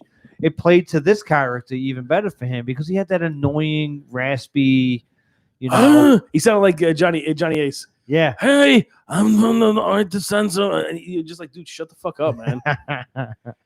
But we all knew which way this match was going to go. So we Right to Censor had to win. Because somehow or another, it didn't seem like they always won somehow. Well, they did just because they wanted to make. I actually thought at one point that eventually Austin was going to feud with these motherfuckers because it would have made a lot of sense for Austin to go up against the anti-establishment guy against those guys. That would have actually been really good booking. It would have been great booking, but then they fucking went lower on the card with these guys. But the idea of having the right to censor a group that's against violence and cursing against Austin. Yeah, but I don't want Bull Buchanan headlining my fucking paper. Yeah. But could you imagine Stevie Richards and Austin? That would. I would have been. Yeah, I mean, listen. This is another case of us being objective, watching these things 20 years later, and now thinking with rosier glasses on, because now we're thinking we weren't thinking that 20 years ago because we didn't know these guys how they would ever Pan out, evolve, right? But now that we know more about them, it would have made sense if something like that would have happened. You know, let's be honest. 3 years before that, Stevie Richards was headlining their ECW pay-per-view. So you know what I'm saying? So it's like it's not far-fetched. Well, I see that's where I'm going to push back a little bit. I think it is a little far-fetched because listen, was there potential for them to be more over? Yes. But I think they as soon as they came out like that and the way that they started, there was only so much high they can go. There was only. You don't think an Austin versus Right to Censor feud would have worked? No. I think it was a year too late. Would it main evented? Would it have main evented Raw? Yeah, of course. Could have main evented Raw. Yeah, you probably could have got an off pay-per-view. Could have got a or like an Austin run-in. I'm not saying at a pay-per-view. I'm not saying a WrestleMania main event. No, of course not. But like maybe like a run-in and a pay-per-view where they're beating up somebody who they're beating up JR or something like that. Yeah. Austin makes the save. Yeah, of course. And jacks him up. But to me, Austin's coming back. You're talking about, obviously, we're just using a chain of events here. Austin's been out for a neck injury for a year. Yep. He's not going to come back and then go right to Yeah, but again, this is 20 years later with I know. Yeah. I'm not saying he would go right to censor. No, but at this point, you know what I mean? Like it to me, knowing how right to censor was, I should say. But it was like Austin when he was beating up on Goldust, when Goldust was like, dressing up as like in a diaper and stuff like that, and Baby New Year. Yeah, I remember that. And Austin jacked him up and threw him in the fucking what was that, 97? I think it was. Yeah, he threw him in the fucking porta potty. Yep. Yeah. All right, so we go backstage again. Missed Stephanie McMahon look fucking smoking hot too, man. This is pre-boob job. Correct. This is pre-boob job. And she still looked good. She wanted to accompany her man to ringside, but he, of course, declined. He said, hell no. He said, and rightfully so, since his opponent is, of course, the Crippler. So she gives him a videotape. This is how dated we are. A videotape of Chris Benoit applying the Crippler crossface to study before leaving to help Kurt Angle prepare for his match. And then he threatens her life and basically his life too. It's any more shenanigans to come out there and start some shit. That's what Triple H is. Your next match is the no holds barred match. The return of Stone Cold Steve Austin. What a slobber knocker. With the Rikishi in his fucking Hawaiian nightgown. Yeah. Rikishi took some fucking hits in this match. But dude, I mean, well, they tried telling the story of, are you gonna raise my hand, Foley, if when Austin don't come out? And they did a really good job. They're trying to, reinvent the wheel with Austin coming out with the truck again, and the truck they're using the same truck that Rikishi used the sledgehammer on, tried to kill Austin, and so we're in the state of New York for this particular fight, right? And I'm pretty versed in the law because I work with the law. I used to work with the law hand in hand every day. There's a couple of things that are not good here. All right, first of all, attempted murder with a sledgehammer. Yep. He missed, thank God. He puts Keish in the back of the pickup truck, drives outside. Kidnapping. Right? That's kidnapping. Okay. So you have kidnapping and attempted murder or manslaughter second degree. Yeah. Okay. Any of my PD friends can cut me off if I'm wrong. At best. Austin now sat down about a short wall over there. Austin, he sits him down. Rikishi, to his credit, takes a fucking beating in this match. How many headshots did he do? I'm telling you, Rikishi he was a star of this match, by the way. Yeah. Taking nothing away from Austin, Rikishi held it down. He took a massive bump beating from Austin. I thought it was fantastic, by the way. Okay.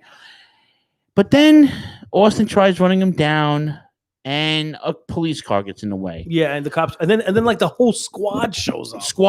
Dude, you can't attempt vehicular homicide. Yeah. So the cops arrest Austin. This lame fucking.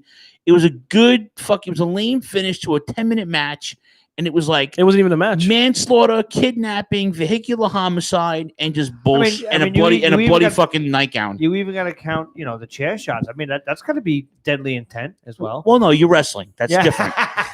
Anything inside, anything in and around the ring is fine. Okay, you leave the ringside area and attempt a vehicular manslaughter. Correct. That's bad. Listen, I'm getting my fucking Columbo on, right? Anybody have a pen? But no, seriously though, it was one of those things where it's so good and the ending was so fucking bad. I'm like, thank God, if this would have main evented this card, forget it would have totally changed my perfect spot for the match. Right, it would have totally changed my perspective of the whole entire card. But and it just shows you how over Austin was. This is his first match back, and God, what the crowd went unhinged. Was it 14,000 people? We said. Yep, unhinged. You know what? I love Austin. He was doing great, but you could see why later on in the year he wanted to become a heel. Oh yeah, but because they did everything they could with Austin. Yankees got eliminated. That was evident. And you can just see the writing on the wall. Like everyone's like, all right, we're happy to see Austin, but it's the same shit all over. But it's so funny how like Austin says it now, where he's like, I wish I would have done it then. Like not turn heel. I think it was foolish for him to turn heel. I think. It was, but you could see it was the same. The truck coming to the ring, getting arrested. Like you're just trying the old trick. They're trying to recreate Austin as like the sympathetic, like badass by having him arrested to make people feel for him, But the people were cheering when he got arrested, so they didn't boo him at all. They cheered. Austin could come out and fucking kill a puppy, and it would have been fine. So I thought the brawl was fine. It wasn't really a match. It was more of a brawl than anything else. They didn't even ring the bell or anything. So I was fine with it. That ending pissed me off though. Yeah, without a doubt. You arrest him after fucking all that. And all right. Jay, your next match. Naked Midian. Can I just say that Steve Regal is the British Kurt Angle? Yeah. And why is Midian? They made Midian get dressed, right? Yes, which is fine, thank God, right? But he comes out with an Undertaker T-shirt and breakaway pants. You couldn't give him anything else. I could see taking in the back going, this is fucked up shit, man. This fucking jobber has got my shirt on with a naked gimmick. I don't know. Regal gave Midian 6 minutes. I mean, it was like you said, it didn't take long for the pants to come off and. No, he came big thong with a fanny pack. It looked like so funny. You know how old Naked Midian is in this match? 40, 31. Is he really? He looked 41. 31 years old. Wow. Yeah, I love Choppy's fucking age tidbits. I can't believe And Regal was a year older than him in this match. Yeah, Regal's a gem. Yeah. There's nothing wrong with there was never nothing wrong with Steven Regal. He was he was always good, man, even in WCW. All right, so I mean it was he hits him with the Regal cutter. Right? Yeah, shorter match. But it's funny because you could see Regal really does have like a knack for the comedy type thing, especially with this stuff. And this was a good palate cleanser for after that brawl. Yeah, it was one of those another one of those Kurt Angle things where he wasn't meant to be funny, but he was. Yes. Yeah. Does that make sense? Correct. Okay. So speaking of Kurt Angle, good segue, Phil. You've been doing this for 8 years. Kurt Angle interviews The Rock. That was pretty funny. It was like he interviews The Rock with old video clips, almost like what the radio stations used to do back in the day. He used to take songs and interviews. Hey, how do you feel? Private eyes watching you. And CBS used to do it all the time when we were kids. But yeah, so then of course the Conquistadors were interviewed. Bro, this was hysterical. Let me tell you something. I want to know where they got those fucking. Did they get were they actually Conquistadors outfits or they had to have them made up? Because let me tell you. This was fucking genius. Yep. This was fucking amazing. And I forgot how great this was. So Edge and Christian ran out of tag team title shots, right? Mm-hmm. That's how the story goes, right? Am I right? Yes. Okay. The Conquistadors mysteriously return on Raw. Was it Raw? Yes. Okay. And they win the title shot. Last time we saw the Conquistadors was what? Survivor Series 1989? Yeah. And then fucking 10-man tag, 87 or 80, whatever it was.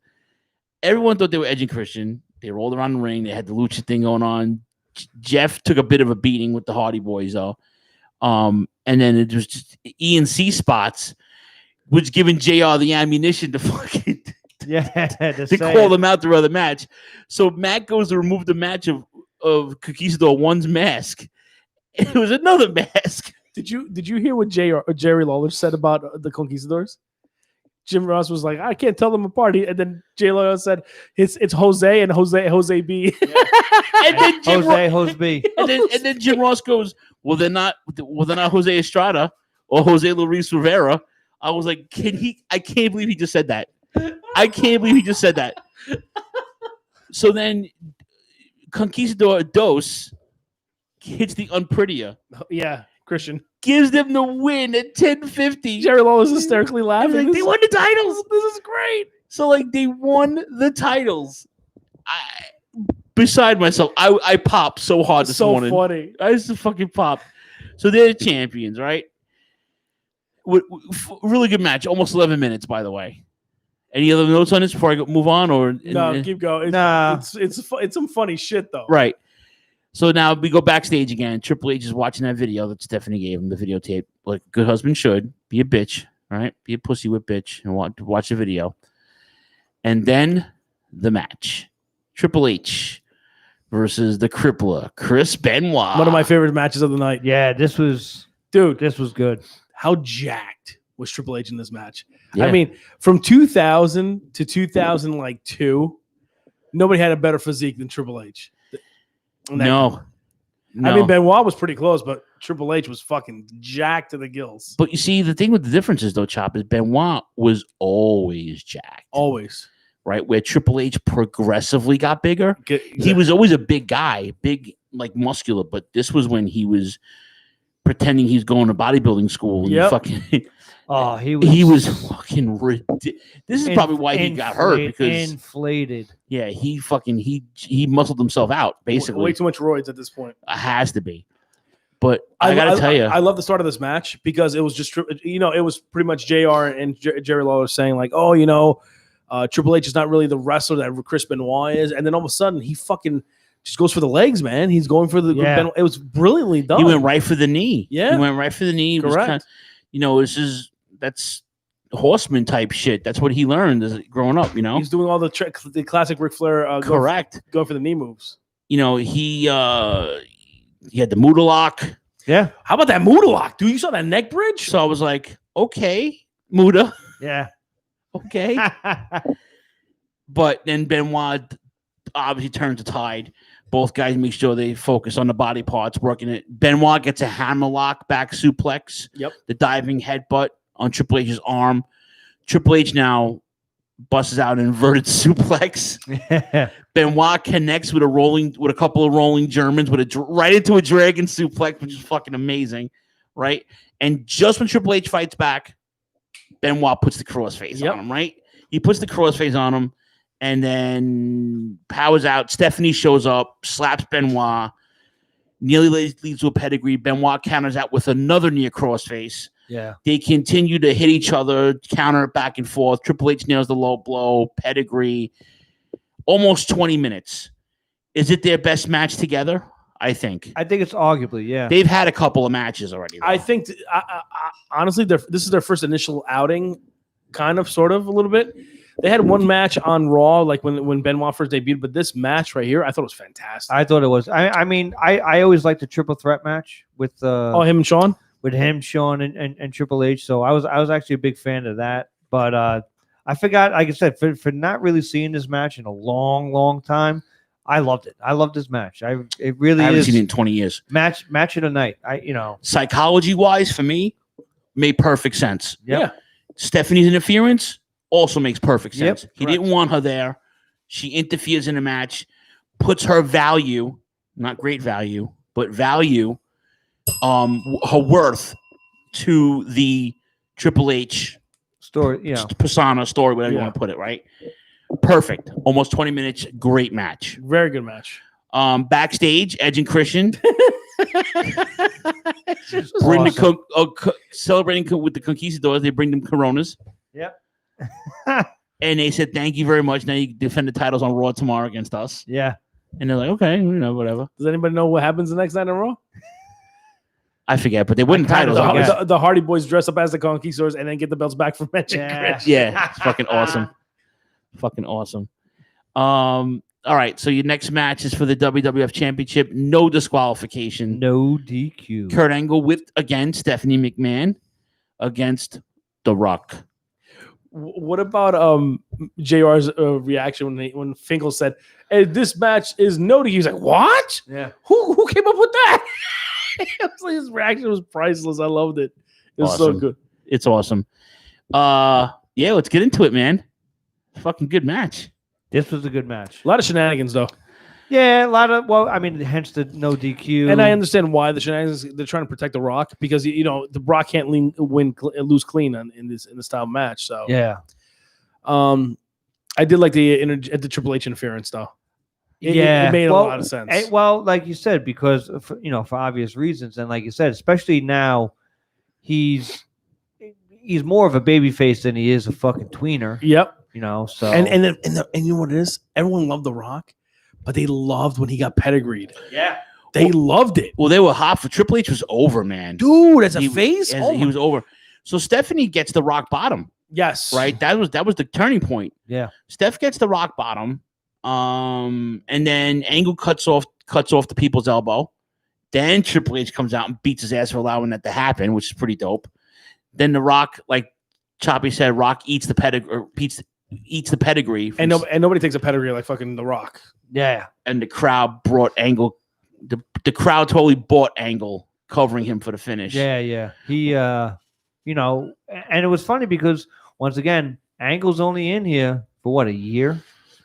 Yeah, technically, and he's already been IC champ, European champ, and he's just shoehorned. Not shoehorned. I don't know if that's the right thing to say, but he's put into the main event picture, and he fits.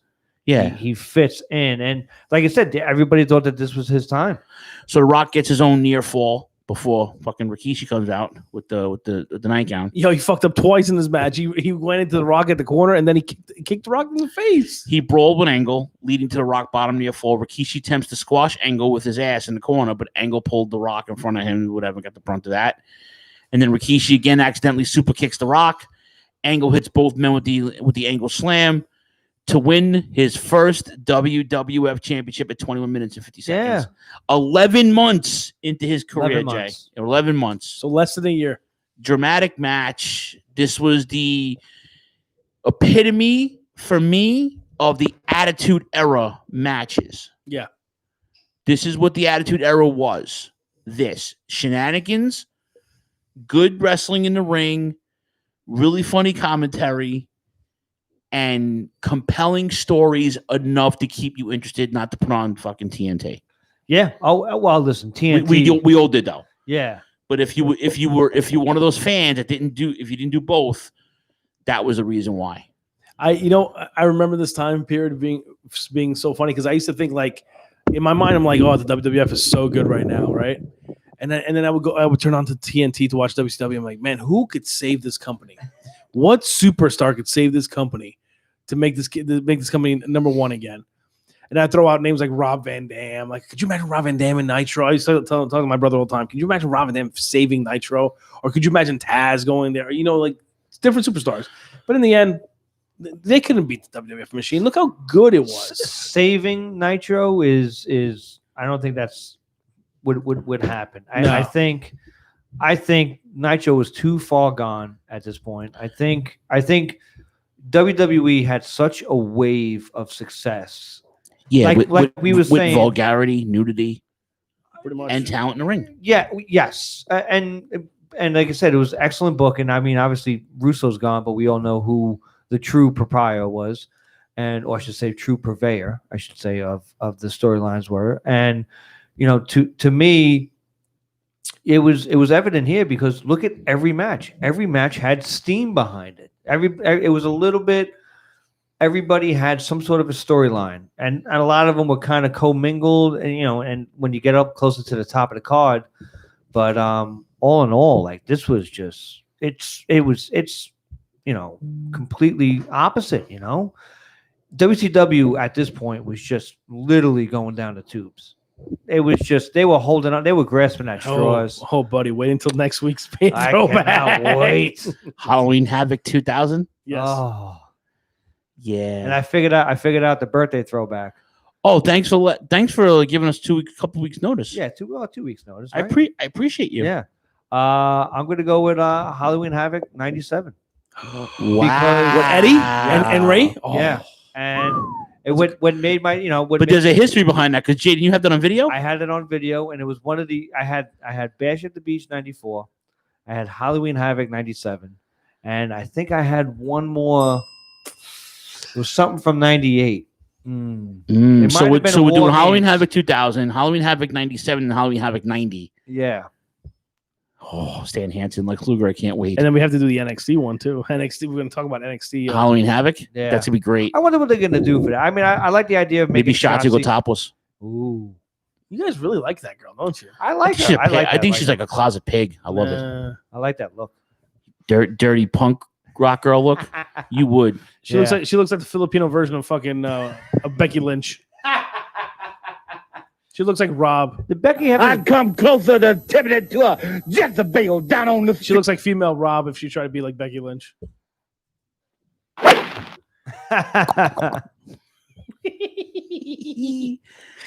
So let's give this pay-per-view a grade, shall we? I give it a solid B+. Yeah, I was going to say B+. I was going to go A-. I was going in that area. I was going A-, strong B. Because fucking good, man. It was good. Everything was good. Everything made sense. Yeah, even the fucking lead pipe with Eddie Guerrero to China's face. The Rikishi Rikishi ass thing. kicking was amazing. His ass kicking was amazing. His fuck ups were amazing. But now it has to be. I know I think we laid mention to it. So I mean we got a little time. But the whole idea of the Rikishi being the guy. We spoke about this though a few weeks ago when this all comes back to the King of the Ring in June. It was one of those things where they needed somebody else, I feel like, to spice it up a bit. They turned him heel, but he almost wins the King of the Ring. He actually won the IC title at one point. So it made sense, the whole Samoan lineage thing. Again, this all made sense. It gave him a reason to do it. Yeah. Which is, again, like the promo I played. Your grandfather could have been world champion, but they held him back. Snooker could have been world champion, but they held him back. Well, they held him back because he killed his girlfriend, but that's another story. and the copious amount of drugs he was on. Right. And then he talked about Samu, the Tonga kid. Right. So and I played the promo. It all made sense. Tell me a fucking story. I've been saying this for 8 years now. Just tell me a good story. And they told me a good story. Yeah. It was a good story. So you said you've been telling WWE to give you a good story for the last 8 years? I've been telling these throwbacks to give me a good story. That's why we talk about them. The throwbacks gives a good story. Yeah, most of them are good stories. And even when storytelling wasn't the main focus of the product, it still told a story. Correct. So when he comes out and kicks a fucking 4-minute promo about his Samoan lineage, oh, okay. Oh, you held him back? Racist. Held him back? Racist. Held him back? Oh, yeah. The Great White Hope. He calls Austin the Great White Hope. Come on, it's a genius. Yeah. Fucking genius. But like I said, I mean, at this point, Austin is still the number one guy. Austin, for me, is number 2 after Hogan. Yeah, in Vince's company. But that's in terms of popularity. This goes into that generation exactly. So Chop, you're gonna get this. This goes into that generational thing where we were talking about. I have a guy I work with who's older than me, and he loves Van Halen, David Lee Roth, early '80s. That's just there's nobody better than it. Me. I'm Van Hagar. But Sammy Hagar. So was I, but I was in his friend's era though, and I like Sammy Hagar better. There's a 15-year gap. I think what we're talking about is Austin is our Hogan. I listen. I loved Hogan when I was a baby. When I was a kid, 4 or 5 years old.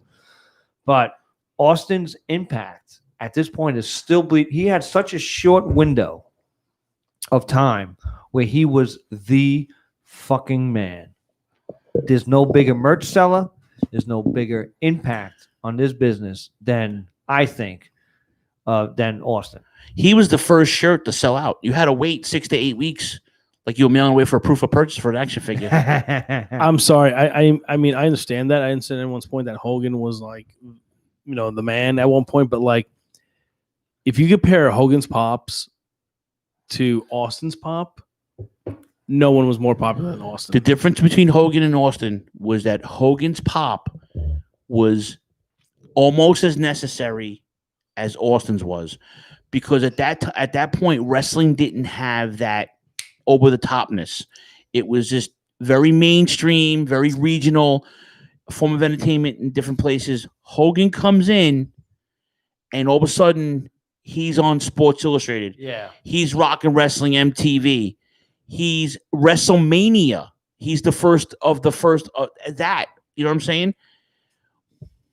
Austin, and then Hogan, and then Austin did the same thing, but in a different time. Well, he did. He was on globally. He was on one of the first guys to be on TV Guide, if I'm not mistaken. Yeah, Hogan was on TV Guide. Was he? Yeah, Sports Illustrated too. He was the first wrestler. Well, I'm talking about Austin. Wasn't Austin the first one to be on Maybe. TV? Austin, but Austin did Hogan did more press. He did Saturday Night Live. Yeah. He did Jerry's Carson. Kids. Yeah, he did all that shit. Stone Cold was on Mad TV. Stone Cold, but beating up Will Sasso. Yeah, Stone Cold also. He also did a lot of press though too. Stone Cold was on Idiot Savants. He'd be on Regis. Stone Cold was on Regis. I was at an MTV game show called Idiot Savants, and Austin was on that. So yeah, he came out and cut a promo. And so like it's you're comparing two of the same things, but it's literally the LeBron Michael Jordan thing that we're talking about. But Austin didn't do it globally like Hogan did. Hogan did it in a time where there wasn't the internet, where there wasn't a lot of cable television. Yes. But that's the difference. That Hogan did it in a smaller. He was a bigger fish in a smaller pond, where Austin was a bigger fish in a big pond. Like that. And I'm telling you, it's. If you go listen, just go back and look at the press. Hogan was mainstream press. Yes. Austin was not. I want to say, well, because of no internet, right? Hogan Hogan didn't need it. He didn't need if he would have had the internet. All right, in 1997, if your uncle will say to you, everybody has that old uncle where they tell you wrestling's fake. Oh, Hulk Hogan is Hulk Hogan still wrestling? He's no Bruno Sammartino. Yeah. He's no Buddy Rogers. Yeah, man. Come on, man. But no one said, hey, he's no Steve Austin. Well, people that were, my generation. People who are 20 years old now will say that if they were born in 1998. Yeah. Or he's no Steve Austin. He's no Rock. He's no Kurt Angle. He's no Undertaker. But to me, he took a year off, obviously for obvious reasons. The stuff from 97 caught up to him, and he came back, and he didn't skip a beat. The crowd was waiting on bated fucking breath. Yeah, and that's my point. Whereas I think Hogan took off what? After he lost in 90, he took off for a few He didn't months. really take off. He transitioned, went to Japan, and then went to WCW. But Hogan turned in 90. No, I'm talking about 90. Oh, 90. No, 90. In 90 he took a back seat because but that's what the Warrior over. That's what I mean. And then in essence, Austin took a back seat because obviously he had to. He had surgery on his neck, but Rock came in, and Rock was over. But now it was a different playing field for Austin, I think, because yes, Hogan was over, but who's number two? We all gonna say Macho Man, but without who's number three? And Matt Squire just took my point from me. Actually, without Hogan, there'd be no Austin. Oh, there'd be no Rock. But that's the thing. And I'm not a Hogan guy. I rooted for John Studd and Andre Bundy and Paul Orndorff. Those are my guys. And then Ric Flair and Dusty Rhodes and the Road Warriors. But I know for a fact, because I was at Madison Square Garden every month for almost 3 years, and there was nothing like it. Of course, there was nothing like, and then nothing like that until I went to the Garden and saw Austin or Nassau or fucking Meadowlands, Brendan Byrne, whatever the fuck they wanted to call it back then. Fucking 17 different names. But you see my point. I think there was a big difference in generation gaps in terms of the top guys now. And we have no time right now, but the Mount Rushmore thing Austin's got to go on there. And Hogan's on there. Hogan's on there. Bruno's on there. And then there's a fourth, whatever. You could put Rock. You could put Andre. You could put Flair. For WWF, though? I wouldn't know. For WWF? Flair was only there for 2 years, 3 years, whatever. But that's just the thing. So to me, it was just it was you forget what the Austin pop is and how monstrous it was. Like we all, it's now Animal passed away 2-3 weeks ago. It's the Road Warrior pop, but if this isn't Road Warrior-esque, it's the Austin pop because it literally the fucking roof became fucking unnailed. I went to a Raw, the Raw that The Rock makes fun of Rikishi on that promo and makes fun of all the guys at the six-pack challenge match in the Hell in a Cell. And you mean this one? I did it that one for The Rock. I did it for the people. I did it. Shut your mouth, you thong wearing fatty? Yeah, you should have got the thong wearing fatty in there. Hey, listen, fuck you. You make these sounds. All right? So, and then I heard the Austin pop in the height of. Of course, dude. The pop was immense. Yeah. Look at WrestleMania 20. He was only a referee. Yeah, and the pop was astronomical. And then I tried to compare his pop that night. I tried to compare his pop with The Rock. Nothing compares. The only time I ever heard the Garden that heavy was when Hogan headlined SummerSlam in '88 with Macho Man, and then when the Warrior won the fucking title, the IC title that night. That the only pops that and the Rangers fucking clinching the Stanley Cup, the semifinals, the finals against New Jersey. But that's neither here or there. But like I said, to me, it's especially with. It's a simple. Obviously, Hogan's entrance is simple.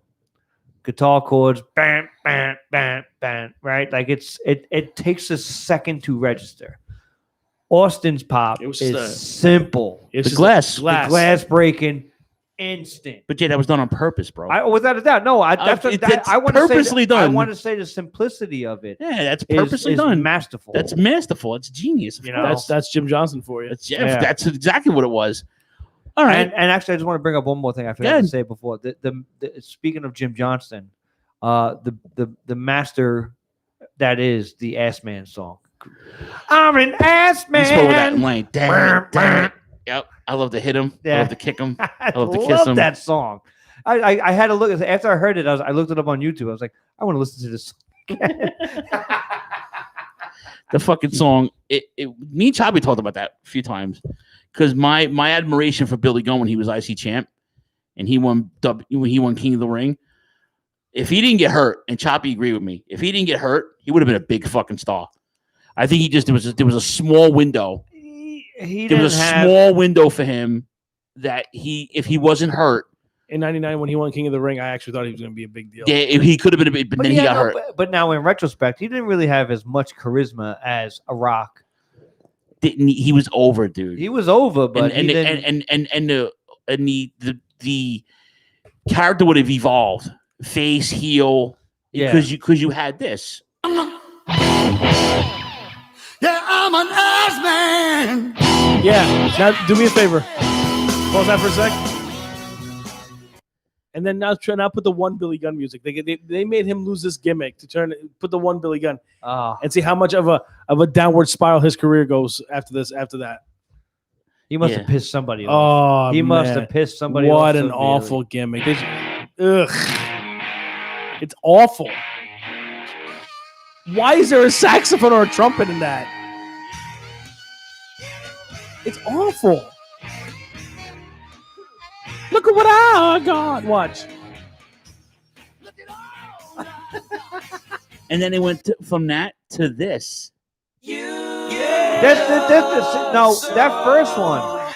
Good to me. That first one, I don't remember. Which one? The one before this one? Yes. That's the one Billy Gunn. The one Billy Gunn, dude. That's when he loses the right to censor for. I want to listen to that. Put that back on. I don't remember that. That sounds awesome. You're bugging. That sounds awesome. Yes, that is awesome. You're bugging. Hold on. He loses the Mr. Ass gimmick to right to censor, and he has to change his gimmick. I do remember that. Stupid. Are you shitting me? I like this. Oh. It's like 80s, 90s right here. Oh. He's rocking, dude. Yeah. Sounds like Ricky Alston or something. I like that. I completely forgot about that song. You liked it so much that they gave him the IC title after beating Eddie Guerrero, but then he dropped it right back the next month to fucking Benoit. Good job. Benoit, yeah. Oh boy, what an awful fucking gimmick. What a good night we had. Could you imagine if they had picked up Jeff Jarrett's contract from WCW and would have been the one Billy Gunn versus the chosen one Jeff Jarrett? The chosen ass match. How about in 01 when like Vince McMahon doesn't mention any other WCW guys except for Jeff Jarrett, and he fucking fires Jeff Jarrett. Oh, here it comes.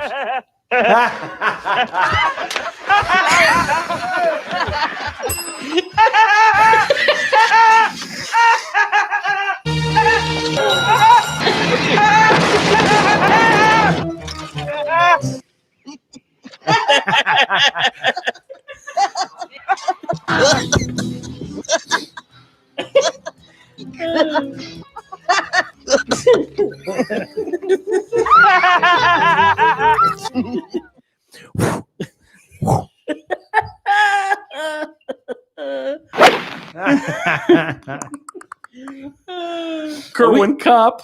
Kerwin Kopp. Are we done? I think we're done. Could someone smack Jay with a golf club? That theme sucked. Oh, no way. That was awesome. Thank you, chat room. I'm posting that on the room tonight. Yeah, thanks a lot. Thanks a lot, Shooter. That should be your theme song when you go out to the golf course. When I go out to the golf course, that's it. This is good. You got a saxophone. I found my new theme music.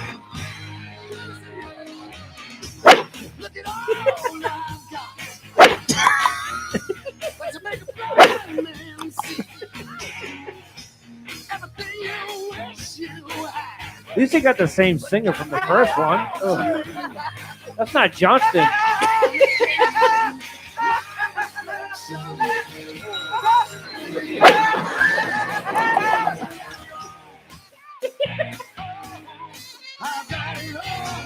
This is awful. That is great. This is Are you awful. shitting me? That is great. This is awful. Sounds like Ricky Alston trying to come do a comeback from the. All right, let's get out of here. Let's get out of here. This is terrible. Shaywood says. Awful gimmick. Oh my god. All right, let's listen. I'm gonna learn those chords. We got a great couple of weeks coming up for you guys. Instead of the one, it's the hole in one. It's the hole in one. The hole in one.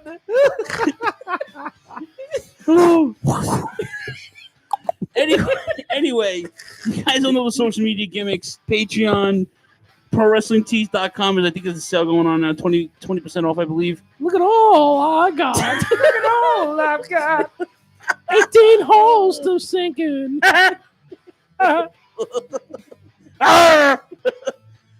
Oh, same bad time, same bad town next week. Say goodnight, Gracie. Good night, Gracie. Give it all I got. Song's terrible. I completely forgot about that song. I think the world did.